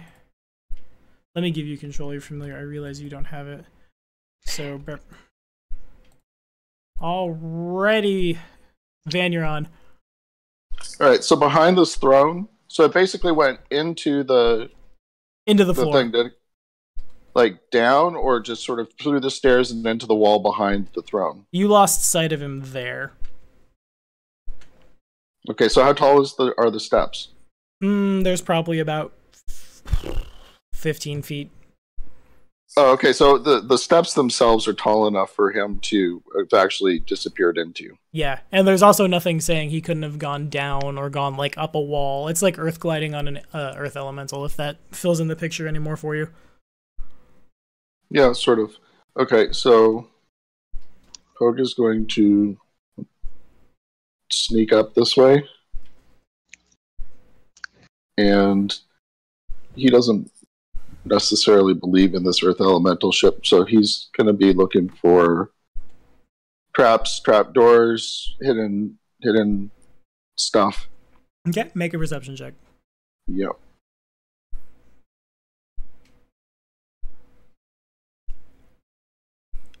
Alrighty, that is opposed by... is it opposed by a stealth check? No, there's nothing to see because he's off, like, somewhere else. The perception check stands. It's duly noted. You're looking around. You don't see him. You don't see anything really of value. The red carpet that's about to be covered in blood is probably expensive. The throne is probably a lot more expensive than it actually appears on the board. Oh, the carpet is perfectly fine as long as there's not damage. I can clean it. Prestidigitation, prestidigitation. Yes, best spell ever. That's why he prepped it. When she retires from partying, she's going to open a cleaners. Boom. From adventuring, I mean. I am. Lucia is going to open a maid service cafe and milk all the coins she can get from the rich nobles. Right. I think I'm. What does a Cheliaxian maid outfit look like? Nothing good. Well, the thing is that they're made for people that are about 3 feet tall. Boom. I mean, part of Lucia's backstory, her parents own certain businesses in the vice business, so having a maid service place would be in her character. Yeah. So what's Kane doing? There you go. Uno momento. I'm just double checking. Shut up, dog. I'm just double checking my abilities. Wow, this monster normally has a lot of feats. Yeah. That I do not have. Viper vines are real good. Okay, so this guy's still not out of the ground? Correct. Can you 5 foot and hold an action, or do you have to stay still? You can 5 foot step, that's fine. Okay, I'm going to 5 foot here. I'm going to hold. I don't have anything to hit. I can't cast any magic because I don't have a natural spell. Yeah, that's what I'm going to do. I'm going to 5 foot and hold. Alrighty. What shape are you currently? I missed that part. I'm a viper vine. It's like there should be a picture, a link to a picture in chat. It's like an assassin vine, but like bigger and buffer. Okay. Well, except huge and jacked. Yeah, pretty much. I am rolling a d4 secretly to determine when his breath weapon pops again. Alrighty. What do I do on my turn? Joe, you're up. You with us? Did you make it back? Joe going once. I could just wail on Joe now that he's not here to defend himself. Joe will probably cuss me out in Discord. I think Joe's not here. Donald, what's up? Okay, I'm going to be casting detect magic behind me. So do I get any magic auras? You would detect the presence or absence of magic from like every party member behind you, but nothing else. Okay, I'm going to move up, and my familiar, he's going to be flying above me, giving me constant updates what's happening. Got it. Is that all? Yep. All right, what you got, Van? Is there room to get behind the throne? Yeah, you could squeeze back there. You could, because you're small. Okay. So, yeah, I'm going to continue up and behind. I'm behind, Got looking it. for secret passages or whatever, but also taking cover in case this dude shows up again. Okay, make another perception check then, if you would. Yeah. Oh, Paul, I see what you're doing. You're waiting for the Sultan to come back so you can service him. No, he's trying not to No. die. All right, perception. 36. Okay, there's nothing super... Well, that's a lie. There's probably a lot of very expensive things all throughout this place that you could loot. There's nothing like secret passagey though. At least not here. Okay. And we're back to Kane. It's a very short Anything initiative. I can stuff in my bag of holding? Yeah, there's plenty of gold if you want to start just scooping. Oh, okay. Anywho, what's Kane got? Kane is also dead. Oh, Kane's on BR. Everyone is holding action. Alrighty. I think we're just going to go to process of elimination because it's just Lucia that I can see that's manning their battle stations at the moment.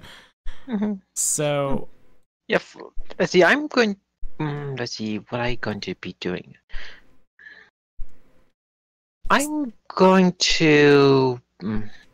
going to prepare a action in case if something happens. Oh, you were holding your standard action. What were you holding? Yeah. Okay. Did Hassan appear there? You don't know. What standard action are you holding? Okay. I'm going to hold a spell if Hassan attacks. What spell? Oh, it would be Ghoul's touch. Ghoul touch. Okay. Yep. So it would be within range. Got it. So he's gonna appear here because he can see you if you're holding spells, and somebody in that group of him and the horse has a good enough knowledge arcana check to identify it. So he's gonna pop. Well, his horse is gonna pop his breath weapon just like to target Francis and to target Lucia. And Lucia is familiar, but the only thing that pops up out of the ground is like the nose and mouth of the horse as it just. So is that a reflex save? It is, yes. And this is acid, so no deal for me then. Correct. So 24? That passes. Can I get it from your Raven too, please? Okay. He's up. Yep, my imp is probably going to be taking damage. Your imp did fail, so everyone takes half but the imp. 15 damage. So it's just the horse's head that's sticking out of the ground? Just enough out to use its breath weapon. Just like a little bit of mouth, and then it disappears back. So let me... So not enough to hit it. Were you holding an action? Yeah, I did 5 foot and hold. You could try to... He'd have cover, but you could try to smack the horse in the nose, yeah? Just one attack? Yeah. Alright, Okay. give me 1 second to type it. Okay, so I'm going to do a ranged touch attack. So going to be... Is Ghoul's touch a ranged touch attack? Yeah, my hand is flying around. Oh, yeah, you have spectral hand. That's right. Okay, fair enough. So it Proceed. would be 1d... There's my roll. Alrighty. Give me percentage dice, Kane. So 21 versus Hassan touch AC. Okay, There we so... go. Yeah, 35 would have failed, but the 67 is enough to get around the his cover. The 21 probably hits its touch, right? Okay, Yeah, I need 7. I need Hassan to make a fortitude save unless he is immune to the paralyzed effect. Well, actually, first roll spell resistance. Okay.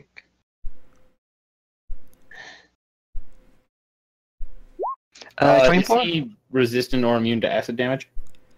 You think the horse probably doesn't care about it. 24? 24, that breaks its SR? Yeah. Yep. So make it so make a fortitude save for the horse. Okay, got it. What's being cast again? Ghoul touch? Yes. So fail the DC and be Which I do. paralyzed. Yep. So let's see how long the horse is paralyzed for. So 3 rounds the horse is paralyzed for. Got it. So then Hey, I take 18. Got it. So is Han on an actual honest to goodness saddle on the Yeah. horse? Yeah. Okay. So like if we could loosen the saddle, we could knock him off. Yeah, you could, but first you would have to like, and now you have that chance. You could pull the horse like out of the ground because it's treating the earth as if it's water essentially. So you guys think you could all like go grab the horse's muzzle while the horse can't move and just yank it out. But right now there's no line of sight to Hassan. It's just like the last tail bit of the horse's muzzle just hanging out.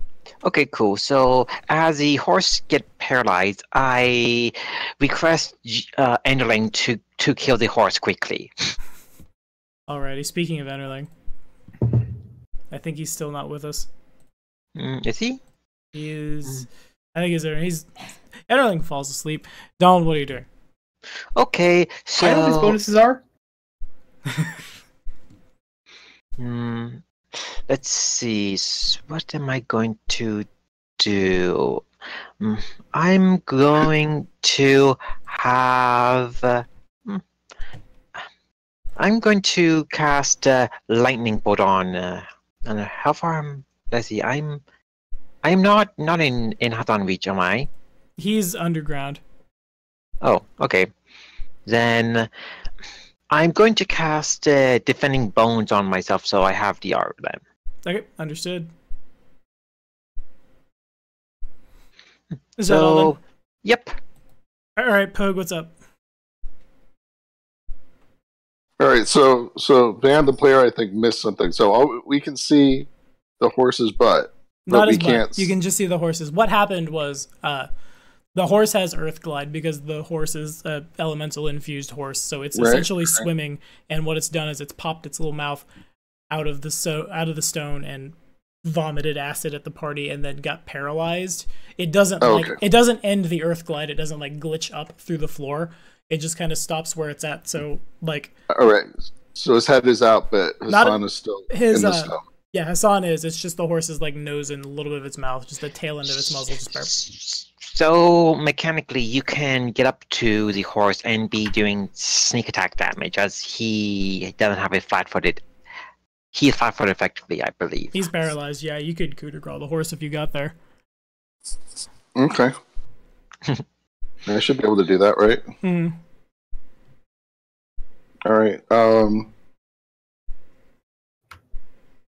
So I guess I'll come out 1, 2. What is it? 3?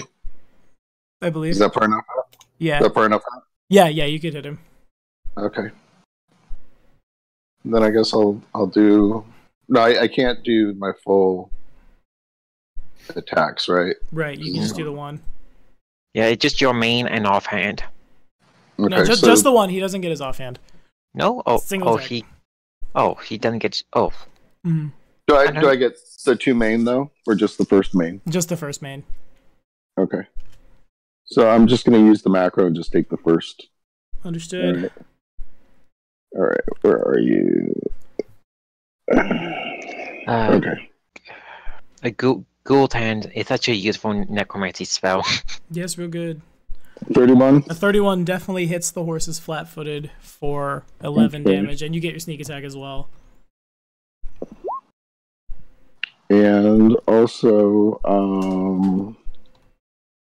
I would like to use my pressure points on him. Okay, understood. And so that would be a... What do you guys think? Dex or strength? Dex. All right, -1 on the dex. Understood.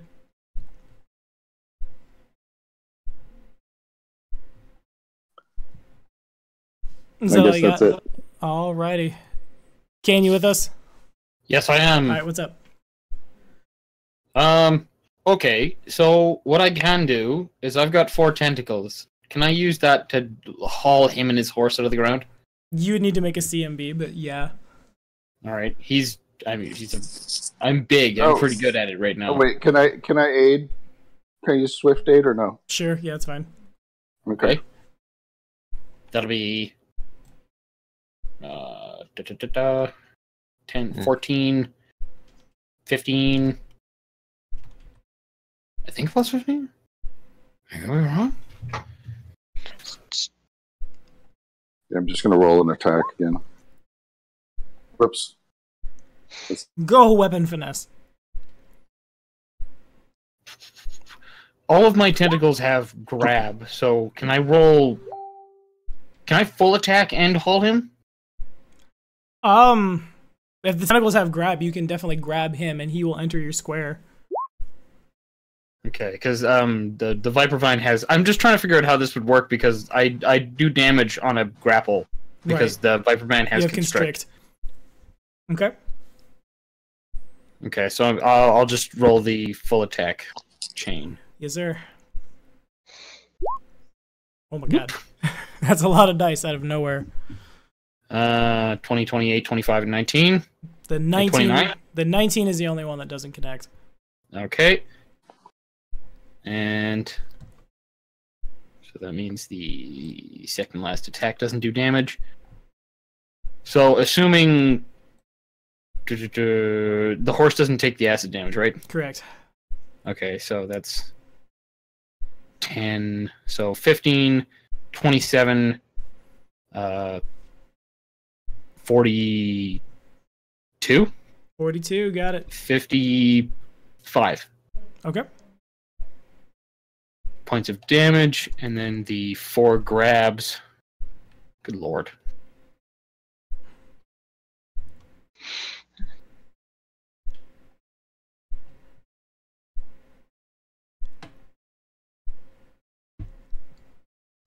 That's a lot of damage. The power of druids, kids. Well, there's a natural 20 in one of those. Yeah. I really want to say what happens is Hassan doesn't come out of the ground. I really do. He just like clonks his head and falls out of the saddle and dies horribly. Well, that's a 13, a 21, a 35. Wait, that shouldn't be. That last one's damage roll. So that's a 21, a 35, a 31, a 34. Okay. Well, there's a natural 20 there, so you definitely like yank the horse bodily out. I don't want to go so far as to end the encounter by burying the poor guy. Well, let's let the percentage dice decide. These better be good percentage dice. Okay, the percentage dice say that he doesn't die that horribly. So what happens is I need a horse token, and it's going to look horrible. Horse token! I am picturing a large size monster riding a large size horse. That's So probably, that's accurate. So did you pull the? Well, I believe I've pulled the horse and the rider from the ground. And the rider's going to topple from the saddle. Kane roll a d8. Okay, real quick. All of those attacks were against the horse. I couldn't reach him. Right. Yeah, the horse Is the took all the horse damage. dead? The horse is not dead. Okay, so the horse takes 4d6 plus 24 constrict damage. Okay, go ahead and roll it.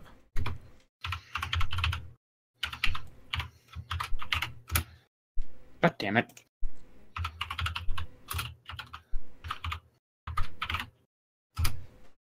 $48. Holy crap! Oh my god, that's max damage, isn't it? Yes, yes. Wow. This is pretty good. It's all 6s backward and forwards. And it's all done on his nose. That horse's nose. Yeah, you probably like hook into Just his rip that nostrils and horse's yank head him. off. Okay, can I describe the D6s as you do grapple him? You see a Asmodean pentagram on his nose. Well, probably not from the Green Faith Druid, I'm gonna say. Is the horse dead now? The horse is not dead now. Roll a d8 real quick. Okay, Lord. you see a green face holy symbol on the horse's face. Alright, 8. Hassan ends up 1, 2, 3, 4, 5. So he conveniently lands right there, right? He needs to be a little smaller. He's not large. He lands right there. He's going to make a quick reflex save to... Well, he's going to make a ride check is what he's going to make, because that's what that is. And I've figured that out. I know what ranks he has. He has that level, and he would probably something like this. Okay, yeah, he more than easily lands on his feet with his weapon still drawn and ready. And if that's all from Kane, you monster. As I lift his horse bodily from the earth and ragdoll it. Yeah, it's real bad. Alright, what am I gonna do? I can't charge anymore. I could run and go find another horse like this guy has been wanting to do for the whole campaign. I need my air elemental horse to fly. I'm not going to be so nice when it gets to be my turn to Hassan. He's gonna 5-foot step here. It's awkward. And then he's gonna full attack. Well, he has Vital Strike. He's gonna Vital Strike Lucia. Okay. So what weapon is he using? Weapon. Yeah. What type of weapon? For your DR. Yeah, it's a scimitar. Okay, so that's probably going to be soaking up most of the DR I have. Okay, so does a 31 hit, though? Yep. 31, 33 hit, anything over 24 hits. Alrighty, let me just find my damage. Colin is pinging me. I'm gonna ping Colin real quick. We're still running. If you want to join. Everyone can see this happen on Discord as well, because it's the same tab. Join us. Kane has become Enderling. Join. Now I need to get back to Roll20 from Facebook. Okay, so that's my to hit. I do 1d this. I am power attacking. Well, it's 2d6 because I have Vital Strike. And I'm adding this. So the math is awkward, but bam. Okay. Most of the down. Okay, so I have a bit of DR still, and it didn't even eat into my actual hit points. You did it. Alrighty. Is Joe with us? Enderling has chosen this moment to pass out. Donald, what's up? Okay, so let's see. I'm going to move back five feet. So, is he size medium? He is. Okay, and I'm going to lightning strike Hassan. So I need him to make a reflex save. Alrighty. How is that 5 feet? Yeah, that seems like more than 5 feet. It seems like 10 feet. Yes. Oh, sorry. I moved back my token too far. So. Yeah. Alrighty. So he needs a reflex save. I need to find his stats. I have a lot of tabs open. There seems to be a theme in this group. Too many tabs. Plus this equals that. Oh. Okay. He'll take double damage again. He's really bad at lightning, just like everybody else is. So I'm just going to roll straight 14d6 damage. If I... No, 7d6 and just times 2. So 28 times 2, so that's... 56. Yeah, so 56 lightning damage to his pretty face. He's not happy. His face probably isn't the prettiest either. Actually, roll spell resistance. Okay.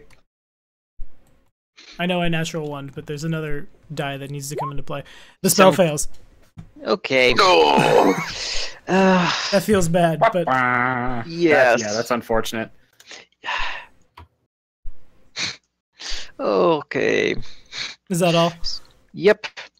P is for Pogue, and it's his turn. Okay. So can Pogue actually sneak up down here? Make another stealth check. I mean, is it physically possible to get in here? Yeah, they're not paying attention to you. Well, if they're not paying attention to me, then... But it's a matter of, like, they might hear you. They're not going to hear me. They might. Alright, Now, you stabbed Hassan's horse in the nose, so your invisibility is off. Oh, he could see me before? No, it's whenever you attack, it drops invisibility. Oh, okay. Well, how do I re-enable it? It's probably just a standard action on your ring. Yes, it's a standard action on your part. You have unlimited uses until you make a action not to be invisible. You would need greater invisibility for that. Yeah. All right, they both Why'd you don't ask see for you. a ring of greater invisibility instead of a ring of invisibility? Because he wasn't thinking about it. There is no ring like that in the Ultimate Equipment book, to the best of my knowledge. You said you could ask for anything. It didn't did. have to be in the book, right? Anyway. Yeah, I am not going to change the item. All right. So did anybody see me? They did not. One of them's so I get paralyzed. The horse. It doesn't matter if the horse sees you. The horse is in big trouble anyway. All right.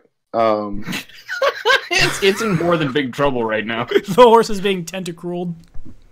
Tentacrueled. Yeah. All right. So I get to make one attack on Hassan. Is that right? Correct. Or the horse if you want. Yeah.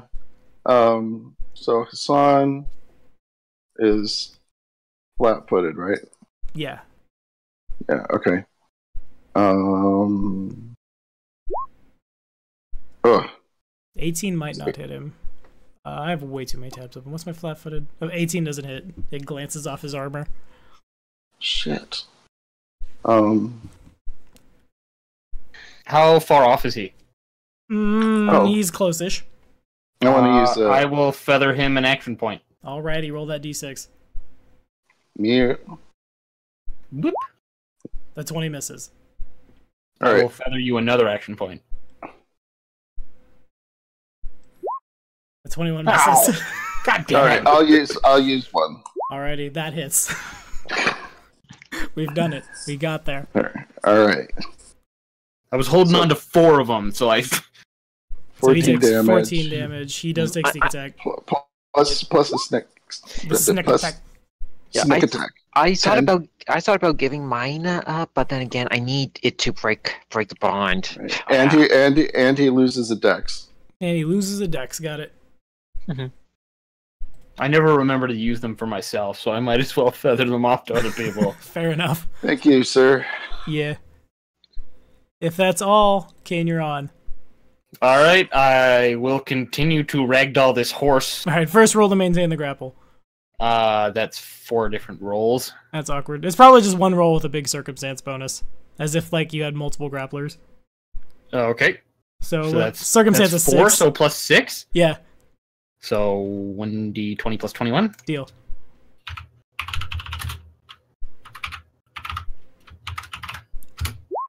You 38. definitely maintain the grapple against a paralyzed thing. I don't know why I'm asking. I guess this is what you call shoelacing. But, yeah, you got him.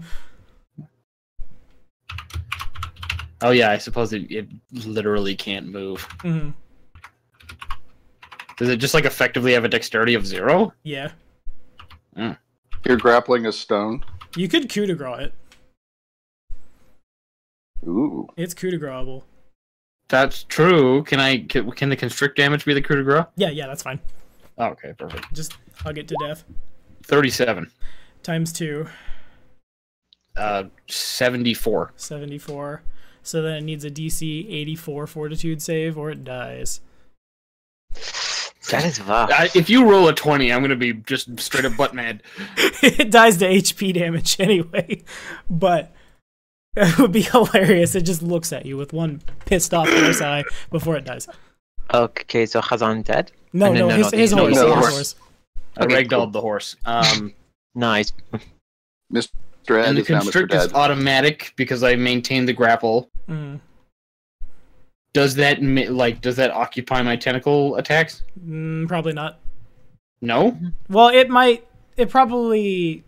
The constrict is automatic. Had you chose to deal damage, then it would have, but it doesn't occupy anything. Okay, so can I full attack then? Yes. You Okay, may regret saying that. I will full attack Hassan. And he's flanked. And he's flanked, so I'm getting He's an flanked. extra +2 on all these attack rolls. Well, One of them crits. And one of them natural ones. They cancel each other out. Okay, so that's a 23 and a 25 and a 23, and I'm gonna cancel out the 20 and the 1. Yeah, and all of those miss. All of those miss. All of those miss. Some of them are Oof. close, but all of them miss. Rough. All right, I guess this monster has to make a noise, and I imagine rest is kind of like a slower, louder, like that predator clicking noise. Yeah. And Wait a then minute. when he gets worked into it, there's like a little Godzilla roar going on, and he's just like losing his mind on every square around this So dude. what were the numbers? With your flanking, which is +2, right? Unless you Right. have like a higher thing. So Why everyone would it be higher for me? I don't know, because you do a weird. You're a helpful little man. So helpful doesn't count with it, right? Yeah. Helpful doesn't help with flanking. 23, 25, and 23 again. Oh, so 25 doesn't hit him? 25 does not hit him. Okay. It hit his flat-footed, but it doesn't hit his full armor class. Yeah, I'm just wailing the crap out of every piece of ground that isn't him. So flanking gives him a +2, not a flat-footed. Mm-hmm. Okay. Well, he was flat-footed to you because you rolled stealth. Yeah, because you're faint. I may have miscalled that at some point in the game. There are a lot of rules to keep track of at once. Yeah. Okay. I may be terrible. Forgive me. Is that Yeah, okay? I did. I didn't roll very well anyway, so it's not. All a right, big all deal. right. Yeah, that's me. That's my whole round. Already. So Hassan's aware of Pogue because Pogue has stabbed him. Hassan's aware of Kane because Kane's a monster. What am I doing? I think what I'm going to do is I am going to probably not cast that. That seems bad. Yeah, I'm just going to 5-foot step. It's awkward. There's no good place to 5-foot step on this board. No, there's not, because we're going to get you anyway. 5-foot here. And I guess we're going to just Vital Strike that. We're going to go cutting off some plant stuff. That seems the best way to do it. Fight me! Oh, we will. 1d20 plus this number. Boom. Does that hit? Yeah, that definitely hits me. Alright. So this many d6 plus that number equals that much damage. I can't do max damage like you guys do. But he just kind of steps aside and slaps at one of the tentacles that's slapping at his face area. And unfortunately, that's my whole turn. All right, Joe is asleep. If I have DR. Okay, my turn. I'm going to be quite nice to my friend Zandu here. And I'm going to give him the benefit of haste. Deal.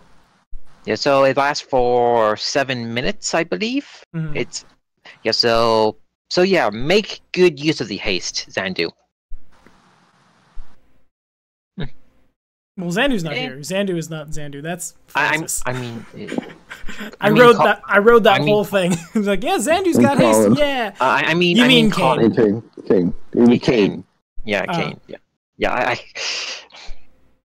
Yeah. So yeah. I'm Kane. hasted? You're Yes. hasted. Yep. Francis is hasted. Francis is hasted. Yeah, Francis is hasted. Hasted So lad. many names I need to remember. You and me both, dude. Yeah. So I yeah. Kane am hasted. I can drink at twice the speed. Yes! Okay, Francis, you are Pass hasted. out at twice the speed. There you go. Francis, Damn it. you're hasted now. Alrighty. Awesome. I think I'm passing to Van. Right? Okay. Yes. Yep. Donald? Yep. Alrighty. Can I still step up and do a full round action? You Okay, can. 5-foot step? Okay. Mhm. All right, I'm totally doing that. And that keeps him flanked, right? It does. Yep, Okay. that's a flank. All right, so do that. Do my attacks. I'm also going to do a. So to catch him flat-footed, I need to feint my first attack. Yes. Is that right? Uh-huh. All right, so I'm going to just use the macro, but ignore the first attack that comes shooting out. Okay. Okay. So 11 misses. Mm-hmm. 26 would hit if I feint, right? So Yeah. I need to. Well, that's opposed by my sense motive, isn't it? Right. So let me feint.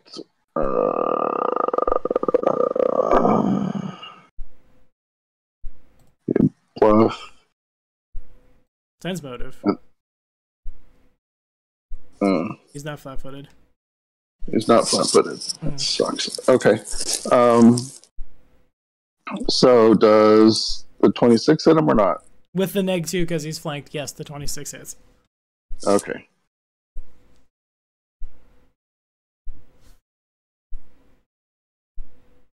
So then sneak attack. Are you including the -1 of dexterity also? Yeah, I am. Okay. So sneak attack. For 2 more.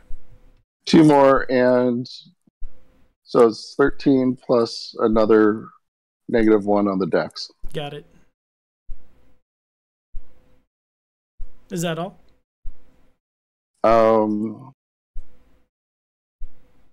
Swift aid to Colin, Alright, I'll make sure to message him. or not Colin, I'm sorry. Francis. To Francis. Okay. To Francis Kane. Kane Francis. I have a name. So I guess I need to do a DC 10 attack roll. Okay, go for it. Just take the first number off of this. Got it. You hit by a mile. Yeah, so you get a +4 to your AC or attack. Okay. Awesome. Whichever one you want. Speaking of that, Kane, you're on. Ooh. I'm not super worried about being hit. Actually, he did a fair amount of damage. I'm kind of worried about being hit. I'll take the bonus to AC, I think. Because it would only apply to my first attack, right? I think that's right, yeah. Yeah, okay, yeah, I'll take it to AC then. And I will... What is his name? His name is General Hassan, and a long time ago he tried to recruit the party to fight in the Imperial Army as they crossed the border into Katheer. They also... This guy was around in the prisons for a while. I think it was Emeritus and Lucia who had dark visioned their way into a room, and he was going to charge him, but then he got called away. Yeah, he was trying to convince Emeritus, and it would be... He was making love me eyes at Lucia. Pretty much. And he is, with the satrap run off to the hills, this is the, acting leader of this part of the world. Well, that's no good, because I don't have a way to counteract that natural one. Did you not one? I can't. The first one is. Don't you action point? Don't you have half haste on you? Well, yeah, that'll give me one extra attack, but that one is still a 1. That one is. Do you not have your? Did you use your? No, I gave it to Enderling earlier. Oh, he won. Well, take mine then. Thank you.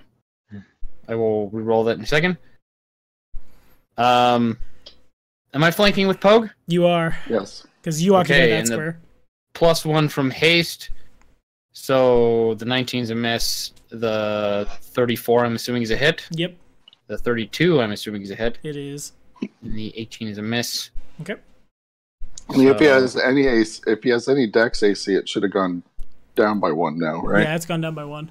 Because he's lost. He was at an even modifier when he started taking dex damage. Okay.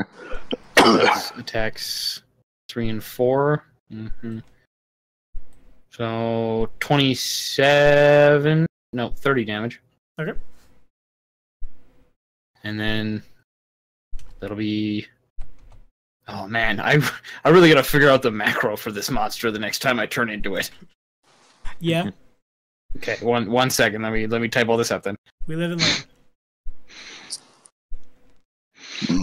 And poor Oleg, he's in the back watching. Where it's safe. Okay, I would probably have my familiar when it get to be my turn. He would probably go back and hang out with the Pumpkinhead. Right, for now, he's here, and if he moves, well, there's no threat range that we need to worry about. That's fine. Yeah. I'm picturing while this fight is going on, our familiars are cheering us on. Yeah, don't die. Yeah, I would imagine Melvin just giving Lucia the cold shoulder treatment. Hey, how much of an action is it to switch rings? To switch rings? To switch rings? What do you mean? Well, you can only wear 2 rings at once, right? Correct. Right. So I took off my shield ring, so I could put on my invisibility ring. Okay. But if my invisibility ring isn't going to do jack shit for me, then how much does it cost to put my shield ring back on? Because I can wield that while I'm fighting. You can also activate it again as a standard action to go back to invisibility. Yeah, but then I can't attack. True. We'll call it a standard action. Roll 20 has crashed for me. Oh, that's wonderful. Okay, what do you want me to roll? So I need 2 d20s plus 15, because that's with the haste in the flank. Deal. Alrighty, one of them is a natural 20. Okay. And the other one? Is a natural 12. Plus 15, so... 27? Yeah. Which would hit him? Is that a hit? Yeah. It's a hit and a crit. Connection timed out. That's not good. Hooray, my haste is doing something. Hooray, you're useful. Both of those do 2d6 plus 10 plus 3d6 acid. Alrighty, so I'm going to do 66 acid. I'm going to have a fun time. 66 acid damage. He has no... Well, he has some resistance to it.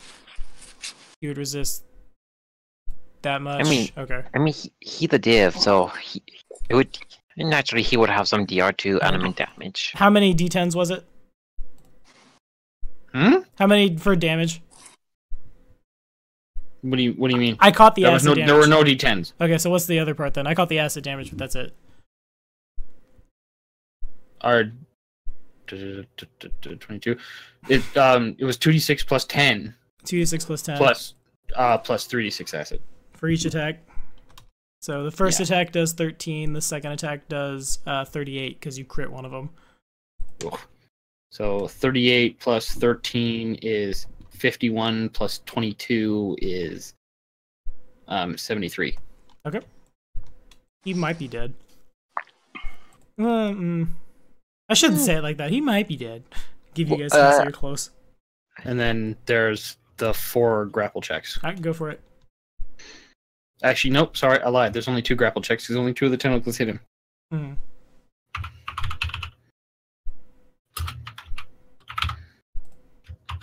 Wait, so if he's grappled, is he flat-footed then? Yes. Okay, but he wasn't grappled yet. Right. So next turn, if he's grappled, then he's flat-footed. 24 and a 25 against his CMD? He is not grappled. Okay, there you go. Okay. And now I think it's my turn. Yep, it is. Well, we don't know if Kane's done. Kane, are you done? No, thank God, I'm finally done. Okay, we have to ask. It's fair. Yeah. It's going to be a long string of rolls when I finally figure out how to make this macro work. I understand completely. And me, on the other hand, I'm going to 5-foot step and Vital Strike. Because I've lost my mount. I've lost my ability to do sweet damage. So I'm just going to bop you in the face with my scimitar. Do it. And so I will. 25 to hit. That does not. Alright, that's my turn. Joe's passed out. Donald. Okay, I'm going to use Magic Missile on Hassan, so have to see if I beat his SR or not. Yes, sir. 17 you misses. You do not beat his spell resistance. The magic missile bounces off his face and does nothing. Okay. Nice to know this. my turn is over. Deal. Van, what's up? Okay, so if I come up here, is this still a flank or not? It is not. Because he has this square free. To flank with him, you need to be, like, here is a flank, here is a flank, because Francis is large right now. Oh, okay.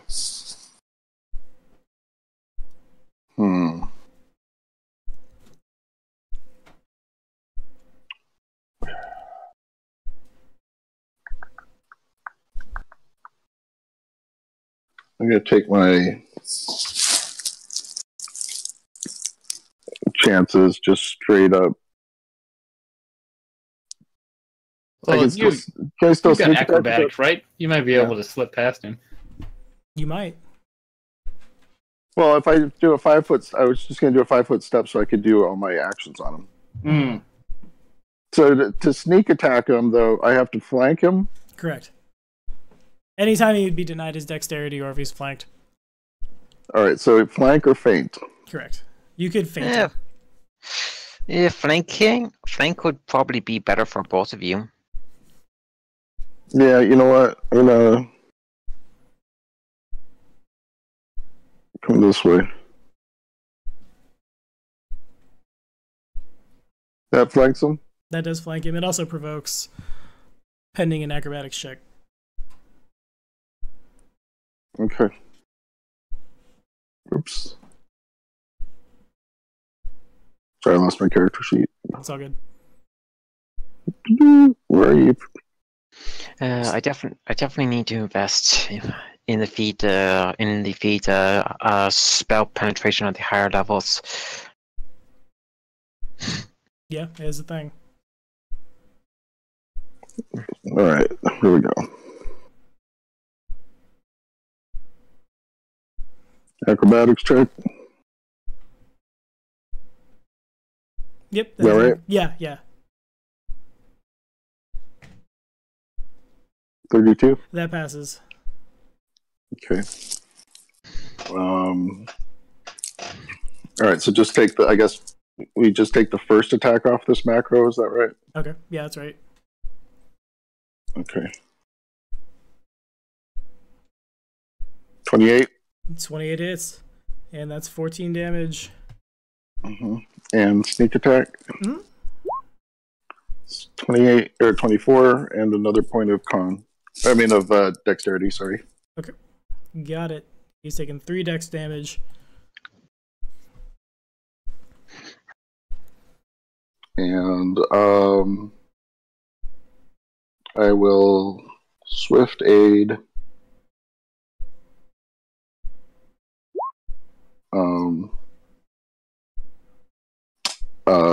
Francis again. Yes. Alrighty. He'll get there eventually. There's a lot of people. We have a lot of friends. Well, there's the ghoulish on there, which doesn't mean anything. He's ghoulishly delicious. He's ghoulish everywhere he goes. Sorry, that's just an internet handle. Ignore it. I'll change it. I can always make ghouls for my ghouls for the party. Ghoul is a template that can be applied to Viper Vines, right? Can't we do that? I mean, well, technically. All right, fight. Oh, Fight, I didn't even get. I didn't change this macro at all. Does a 21 hit? Yeah, so does that natural 20. 21 doesn't hit. Oh wow! I rolled I think I've rolled a natural 20. I've done this attack chain. Yeah, you're doing real well. 32, 23, the natural 20, and another 32. Correct. Yeah, those all connect. The 23 hits? Well, the 23 doesn't. Yeah. Okay, so the 32, the 20, and the 32. So that is 2, 4, and 5. So 15 plus 24 is 39 plus 12 is 50, 63? 63 damage? Yeah, 63 damage. Does kill him. 39 plus 12, did you say? That's 51. Was there 2 12s? Oh, 2 12s, sorry. 63. Because one of them was doubled on the 20. Yeah, you're good. You're good. I just... So he's dead now? He is very dead, yeah. Okay. Sweet. Let's examine the body for any useful items or anything. Loot. Pillage the village. The body's probably like up here somewhere, like being thrashed about as he dies. Okay, so let's examine the room for anything of use we can get. And the horse and the saddle. Okay. Make some checks. Okay, so I'm going to do a knowledge appraise. Okay, sure. Wow, I wish I had considered this before. 29 for the appraise for the saddle. Okay, the saddle is just a I can't think of it. It's just a military saddle. Okay, so it's we can just put that in the party loot and just give it to one of the rebel unit horses, and then I'm going to detect magic on Hassan's body to see what magic I can get from him. Alrighty.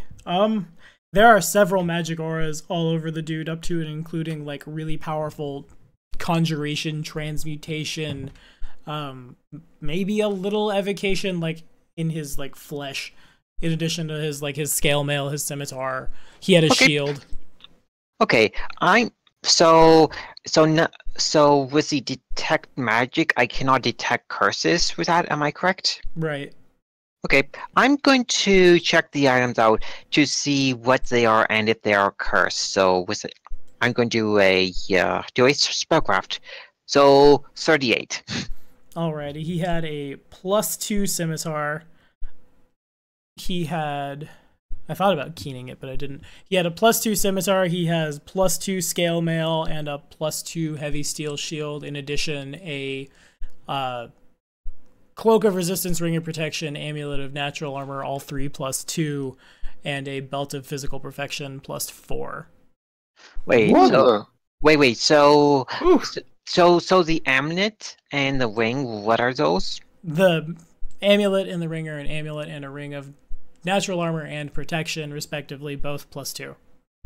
Okay, so can I have the ring and the amulet +2 if no one objects to it? I have no use for the amulet because my wild shape gives me natural armor. Yeah, go for it. Okay.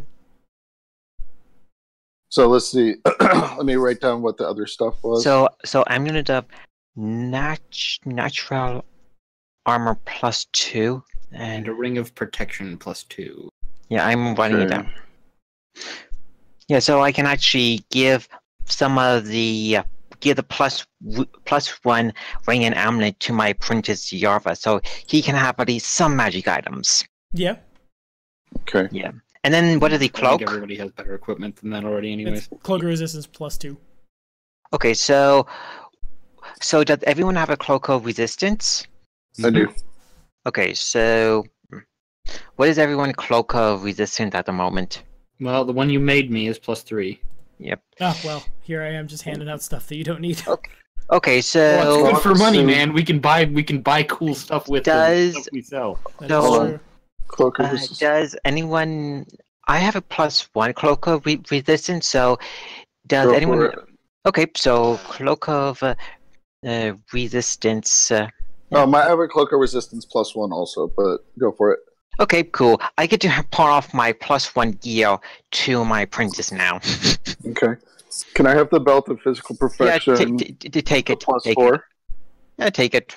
Does somebody else want the one that I currently have, which is +2? Well, I think Enderling might want it.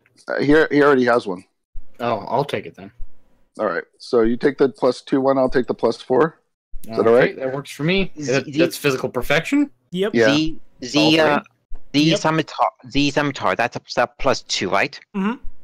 Okay, so does anyone need the scimitar? No. Probably not. Okay.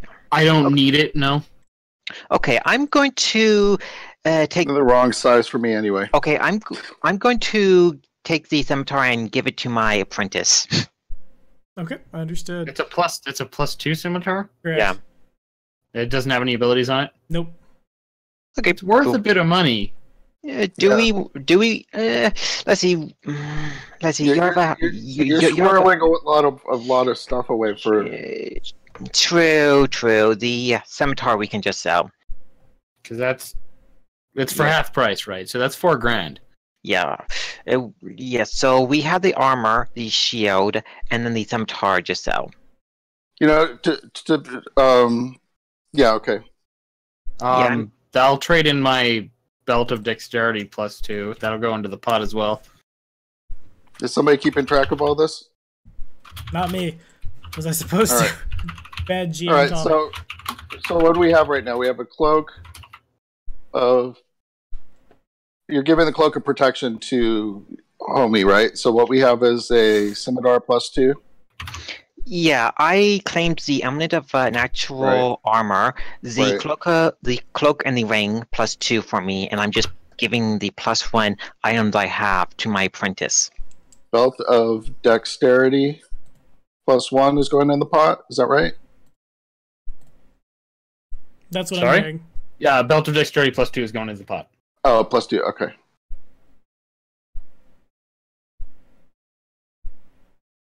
Okay.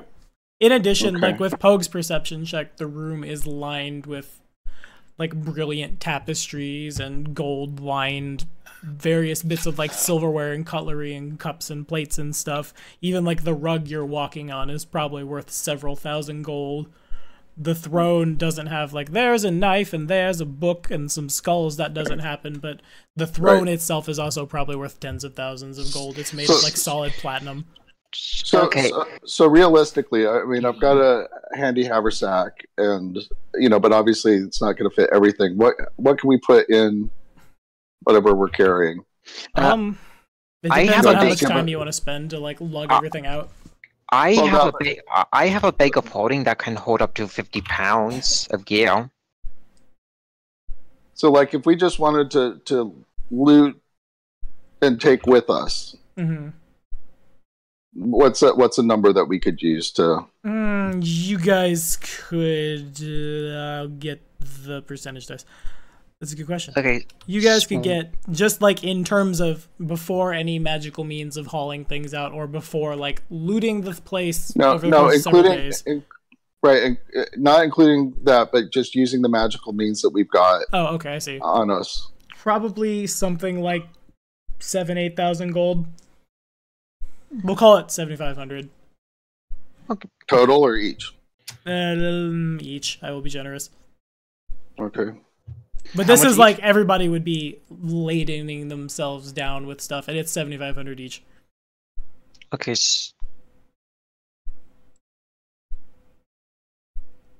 Each. Okay. I'm real strong right now. Just stay a plant forever. I got 7.5 more hours of it left. Okay, so wait. Before we laden ourselves down, are we done fighting? The initiative is definitely off. Hassan is right, probably still twitching and still evil auraing in Francis's grasp. Oh yeah, Francis crushes him. Okay, he's not twitching. Yeah, we just went to murder hobo to the hobo mode, but we forgot there's still a battle going on. So maybe we should stop worrying about how much we can cart out, and we can come back for that. Yes, but I want to be rich. So we grab the items that we can use for the battle, and then we can come back for it. Yep. What do you guys think? Okay. The giant plant demon straps the belt around him. Yep. You see, Lucia put the lesser magic items in her bag and then put the new items on. so she's very happy. Yeah. So I kept the something.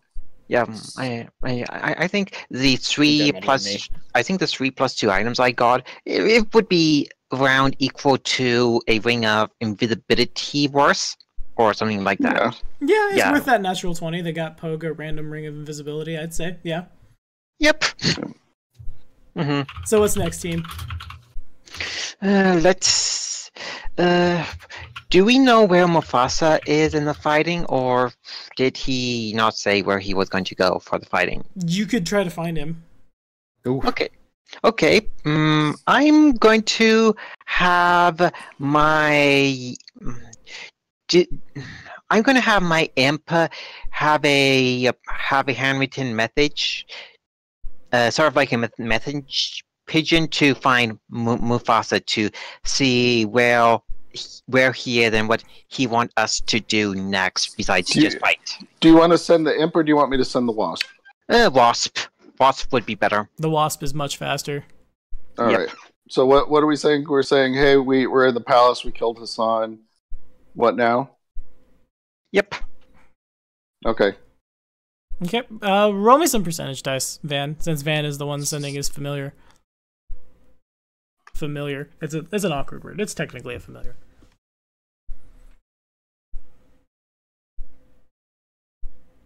Alrighty, a 55. The fighting has begun to die down.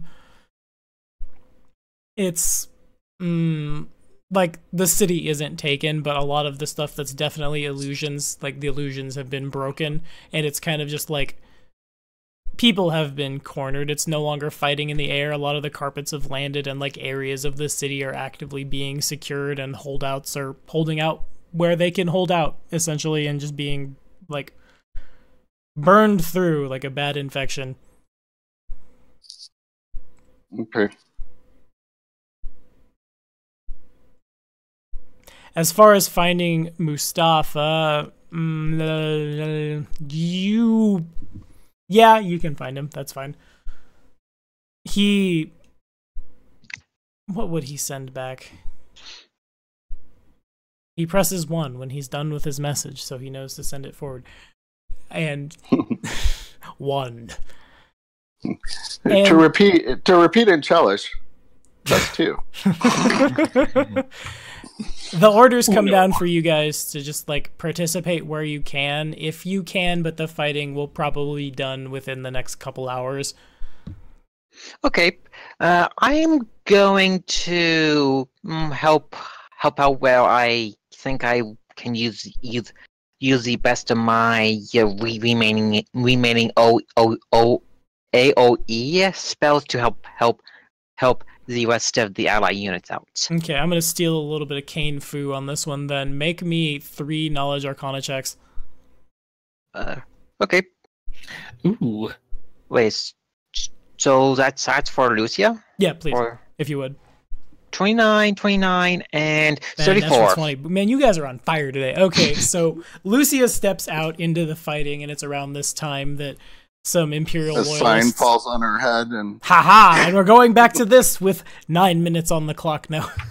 Maybe if we had like an hour left to kill, maybe. No, what happens is it's just like conveniently she turns the corner and hears all these Imperial loyalists, and she snaps her fingers and they just kind of poof up in a big ball of fire and death, and it becomes the same thing. It's all very... It's like clockwork for you. Okay. Yep, so I use the spell Ice Storm. It's like ice for you then. Yeah. Volcanic Storm, Fireball. It's sometimes like fire for you then. Yep. I am enjoying this. I get to refine my destructive evocation spell use. Oh, you do. okay. Anybody else doing anything? Pogue is wondering if we can use necromancy to resurrect the dead horse, so that we can make it carry stuff for us. Can you? Let's see. Let's see. I can with Animate Dead. Let me see if you can. Pogue is being creative at this point. Who in the party speaks Sylvan? I Not do. me. I think it's okay. I think it's just Anderling and Lucia. I can still talk to the party, but I have to do it through Oleg. Wait a minute. Francis says this. Ugh, that was real Pretty gross. much. No, no Sylvan. Francis is gonna rampage through this city like a big planty corkscrew of carnage. All right, deal. Make me 3 attack rolls. Can do.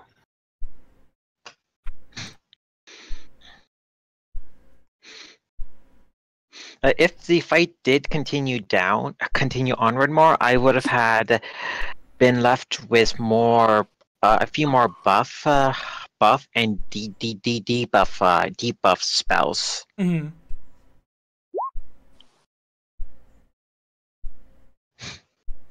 Alrighty, yeah, you are definitely able to. Sometimes it's probably not as effective because there's a lot of buildings that you have to cut through as your Viper Vines look weird.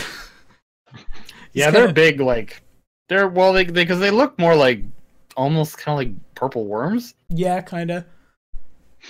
You move through, a lot of people probably just surrender because you're very not from this part of the world and they're not used to seeing, maybe a moving cactus elemental, but not that, no. The ones that don't surrender, the ones that try to put up resistance, are just kind of crushed and thrown and thrown and crushed, and it's real bad. But not for you. Just for them. Also, to answer your question, the horse has the elemental infused template, and it is a native outsider, so it can be animated. I had to check and see if it was a true outsider or not. Look, cool. With the gold we will be getting, would you allow me to put the horse underneath someone else's control for effective hit die for their use? Under whose control? I'm just figuring who want to have a undead horse to serve them. No. in the rebellion? Yeah. Probably no one. It's just you, man. I just want a horse long enough to cart everything out. Okay. I didn't prepare animate undead, unfortunately, but I did prepare floating disc, and I have a few other floating discs prepared for this situation. All right, Pogue is gonna loot up for the party. You guys can go and shamble and fight. He's gonna get some. He's gonna get some loot. All right, let's have Pogue make 3 perception checks. Then sure. He's gonna need to get the complete makeover before he hits Apara. No, we're going to Casimir. Right. Well, that's the encounter I did all the prep work for. Yeah. Okay. Good. No. I meant eventually. Perception checks. 3 of them, if you would. 1, 2, 3, 27, 37, 27. Solid. Okay, let me see what the naturals are. 8, 18, 8. Okay, a little less solid, but you're pretty good at what you do. The palace is unoccupied. It's huge though. While all this fighting's going on, it's probably a couple hours past. You're able to explore the entire thing. You find like harem rooms is the wrong word, but I will use it. They are empty. Sweet. Completely empty, but like of people. Not sweet. There are no people. The people have been evacuated or have already left to join the rebellion in the first place, but there's plenty of like harem swag. I'm not exactly sure what that is. If Joe was here, he would be mocking the bejesus out of me right now. In addition, you can find like all of the nobles' bedrooms, the satrap's bedroom. Everything is just solid gold for the most part. There's a lot of money to be had if you spend a lot of time just tearing the place apart. Of course, there's going to be people that have a problem with that if you're just carting off all of these, like, not ancient relics necessarily, but like they're important tapestries to the people, and just because the people didn't like their government doesn't mean they don't like their nation. Yeah, no, he's not. So Pogue's just looking for the easy to lift, the personal belongings, not like the royal portraits from not the historical relics or anything. Fair enough. Unless one of them is particularly magical or something. Sure. I don't know what's going to happen when I type this in. Okay, that much additional gold in, like, Imperial swag. Ooh. Cool. I didn't know what would happen when I typed in 1D5000, but that's what happens. Just rolled off the hideous golf ball. Tommy, with the fighting coming to an end, it's possible for Lucia to loot some magic items from the magic item shops? Make some knowledge local checks. Knowledge local skill challenge. That never happens. Okay. We're doing it now. Okay, cool. I might as well get as many magic items as I can. So 21, 16, and 24 local. Okay. You are able to come across... You're able to come across, like, the run-of-the-mill apothecary, perhaps, like, a simple scroll shop. There's nothing too crazy, and a lot of it's on fire. But I'm gonna say, and it's gonna seem like I'm shorting you because I'm not gonna roll a D5000. I'm just gonna roll a D8. But well, I'll roll a D12. That sucks. I'll roll another one. 15 scrolls of whatever wizard spell. You're up to 3rd level spells. Fourth. Okay, so 15 3rd level wizard spells that you don't already know. You find scrolls for them. Your choice.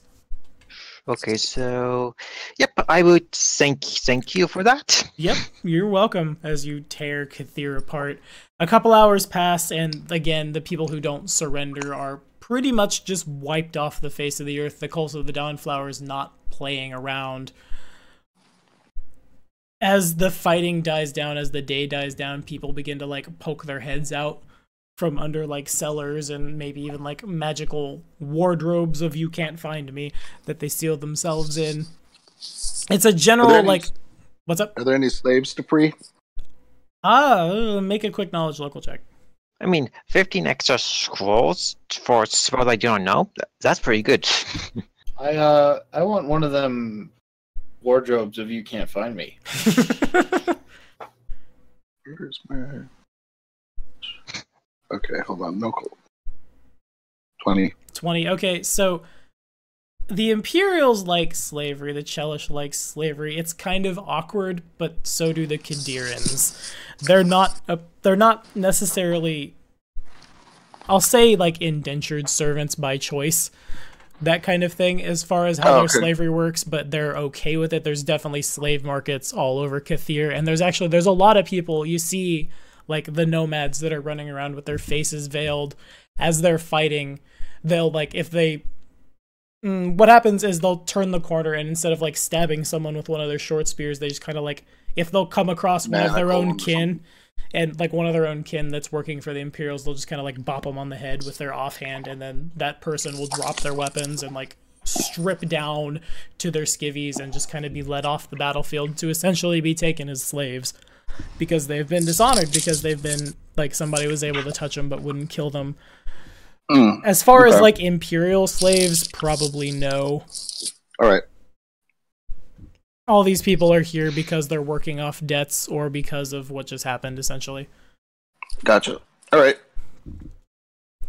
Pogue just kind of remembering where he came from after the gold wears off. Sure, fair enough. After all the money wears off, yeah, I understand.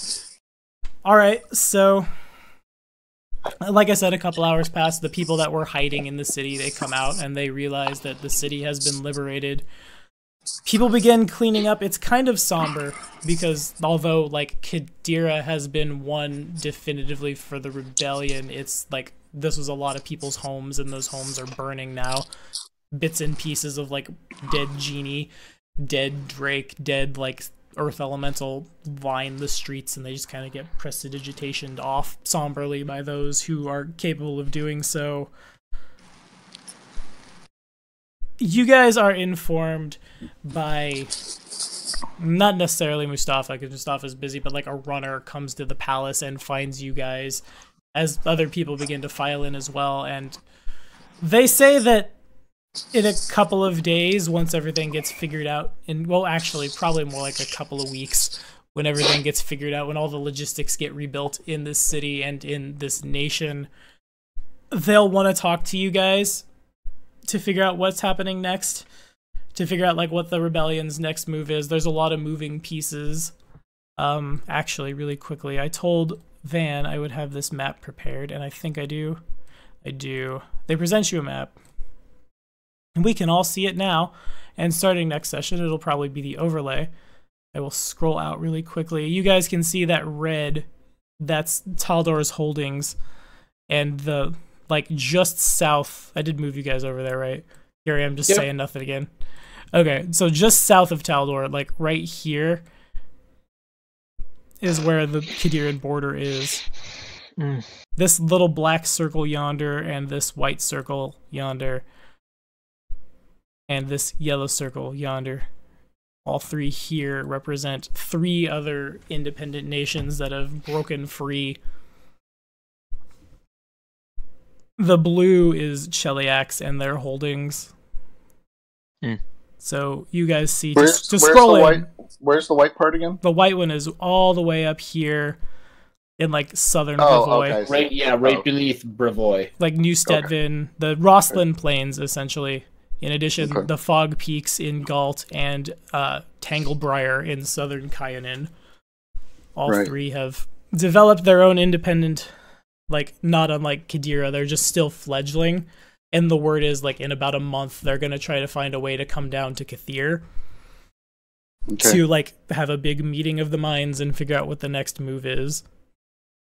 To bring everybody who isn't Van probably up to speed, Casimir is right here. It's kind of hard to see because the map's resolution is bad, but it's still deep in like the butthole of the Empire. Right. And so right here, Riddenport. Yeah. I think we'll want to find a smuggler to take us to Riddenport. Okay. Give you something to think about. Understood. Okay, so if we can't get straight into Casimir, then we'll get a smuggler to Riddenport. Okay. Okay. So all this stuff inside the red border is stuff held by the Empire? Correct. Okay. Cheliax is the blue. Right. Yeah, I got confused. I thought all the stuff inside the red border was stuff that we had freed, and I was like, wow, we're doing real good. You guys did it. Game over. The stuff we freed isn't even on the map.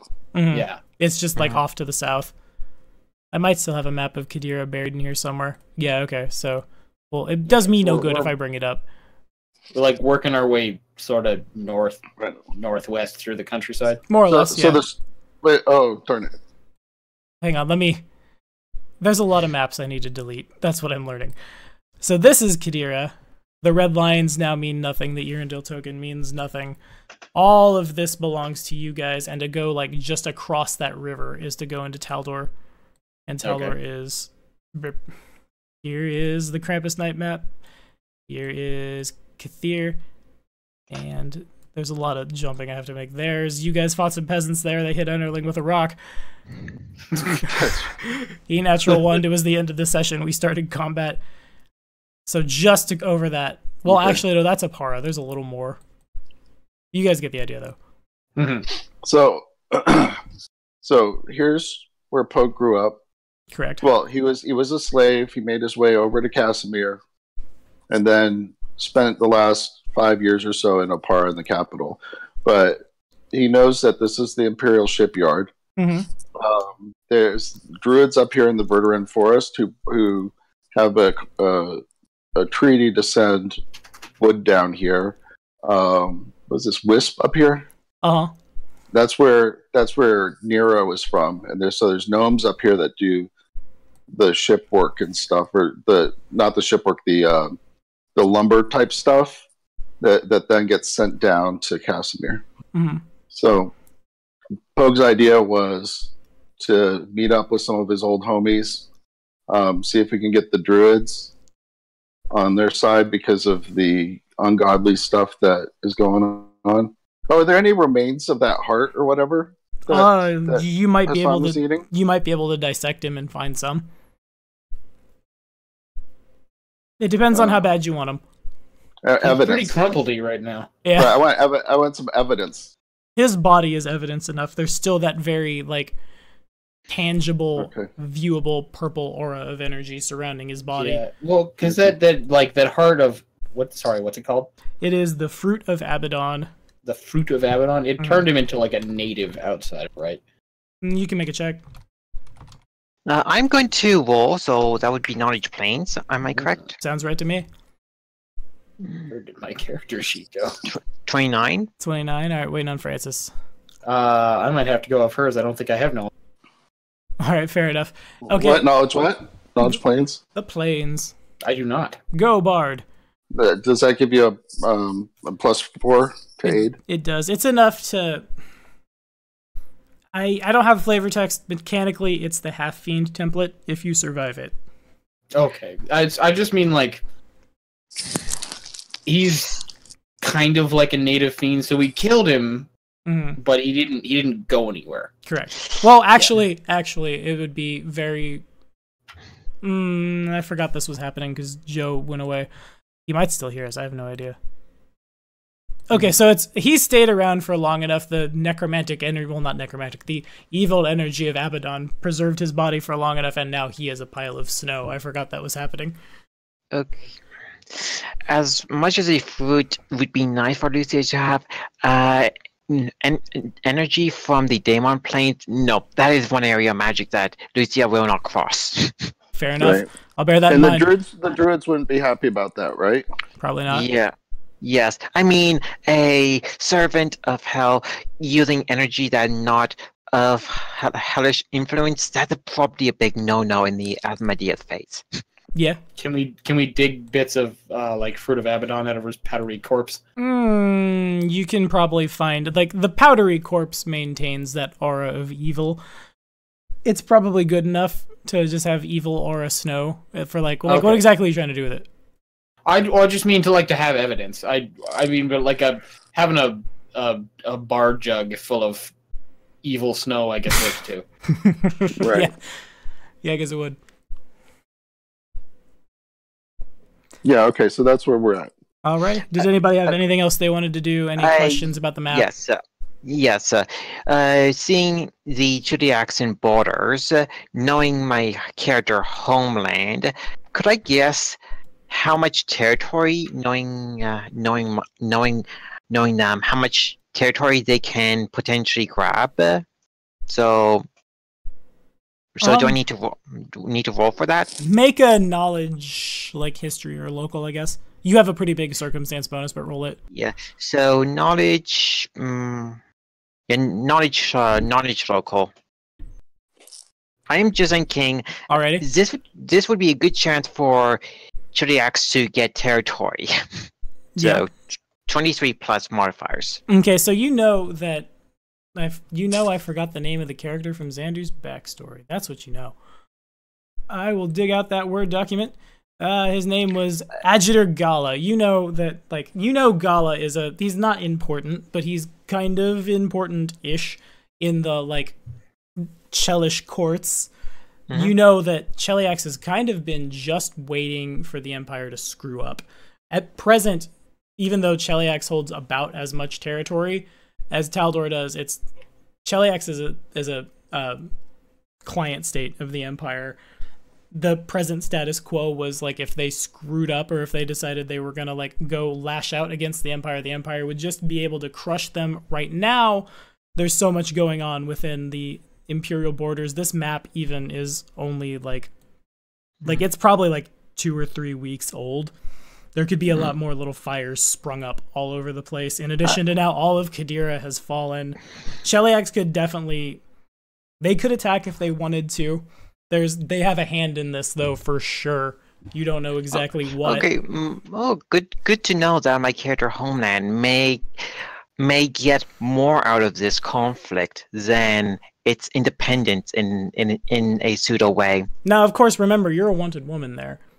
Yeah, true, but my character does care about her homeland still. Fair enough. Okay. Anybody else have anything they wanted to add?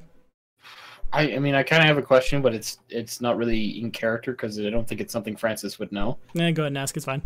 But now that I have like I've got this big map here. I have a perspective of where Francis's master is walking from. Yeah. I didn't realize it was quite so far away. It's pretty far, yeah. Yeah. Okay.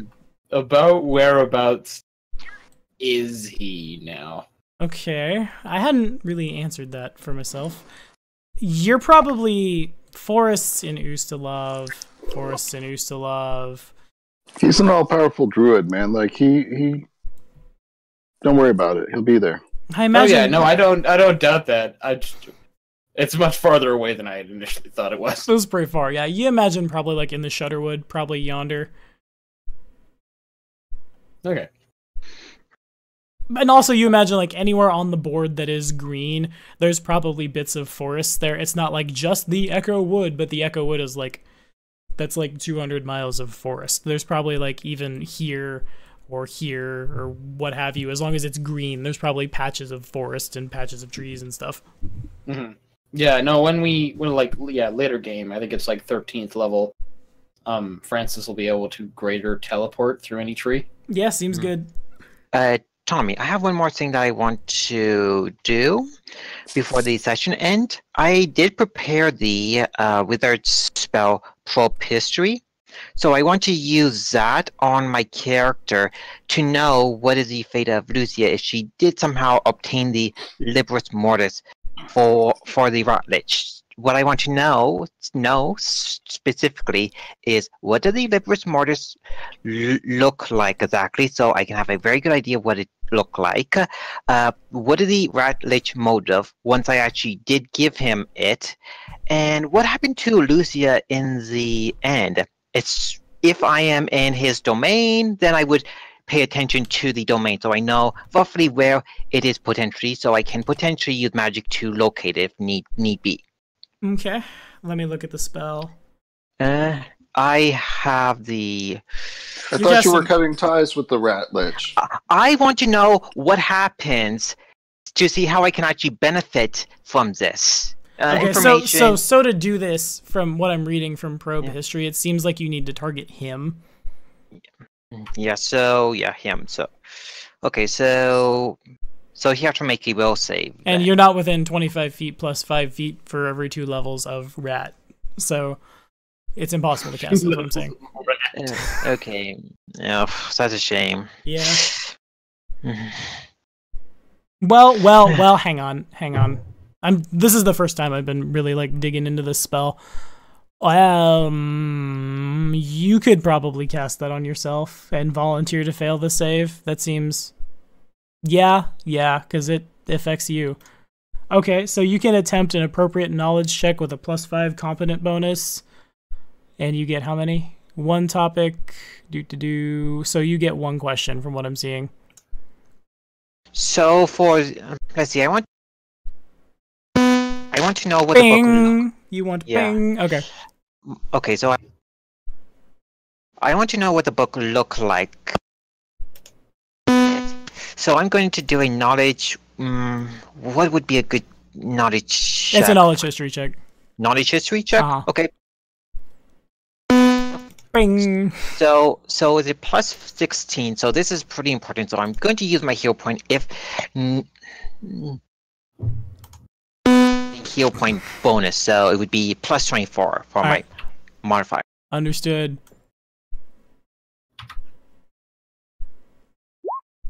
So 28. And it's a good thing we use that hero point. Okay. And you're asking me what it looks like?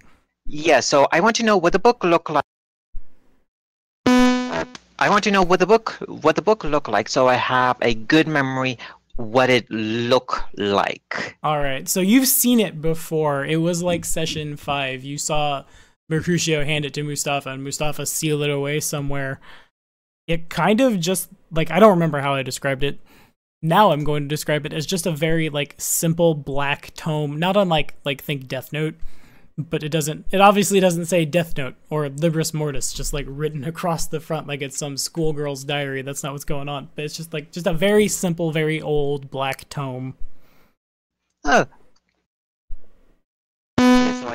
So if I need to obtain it, I can still get it if I need to.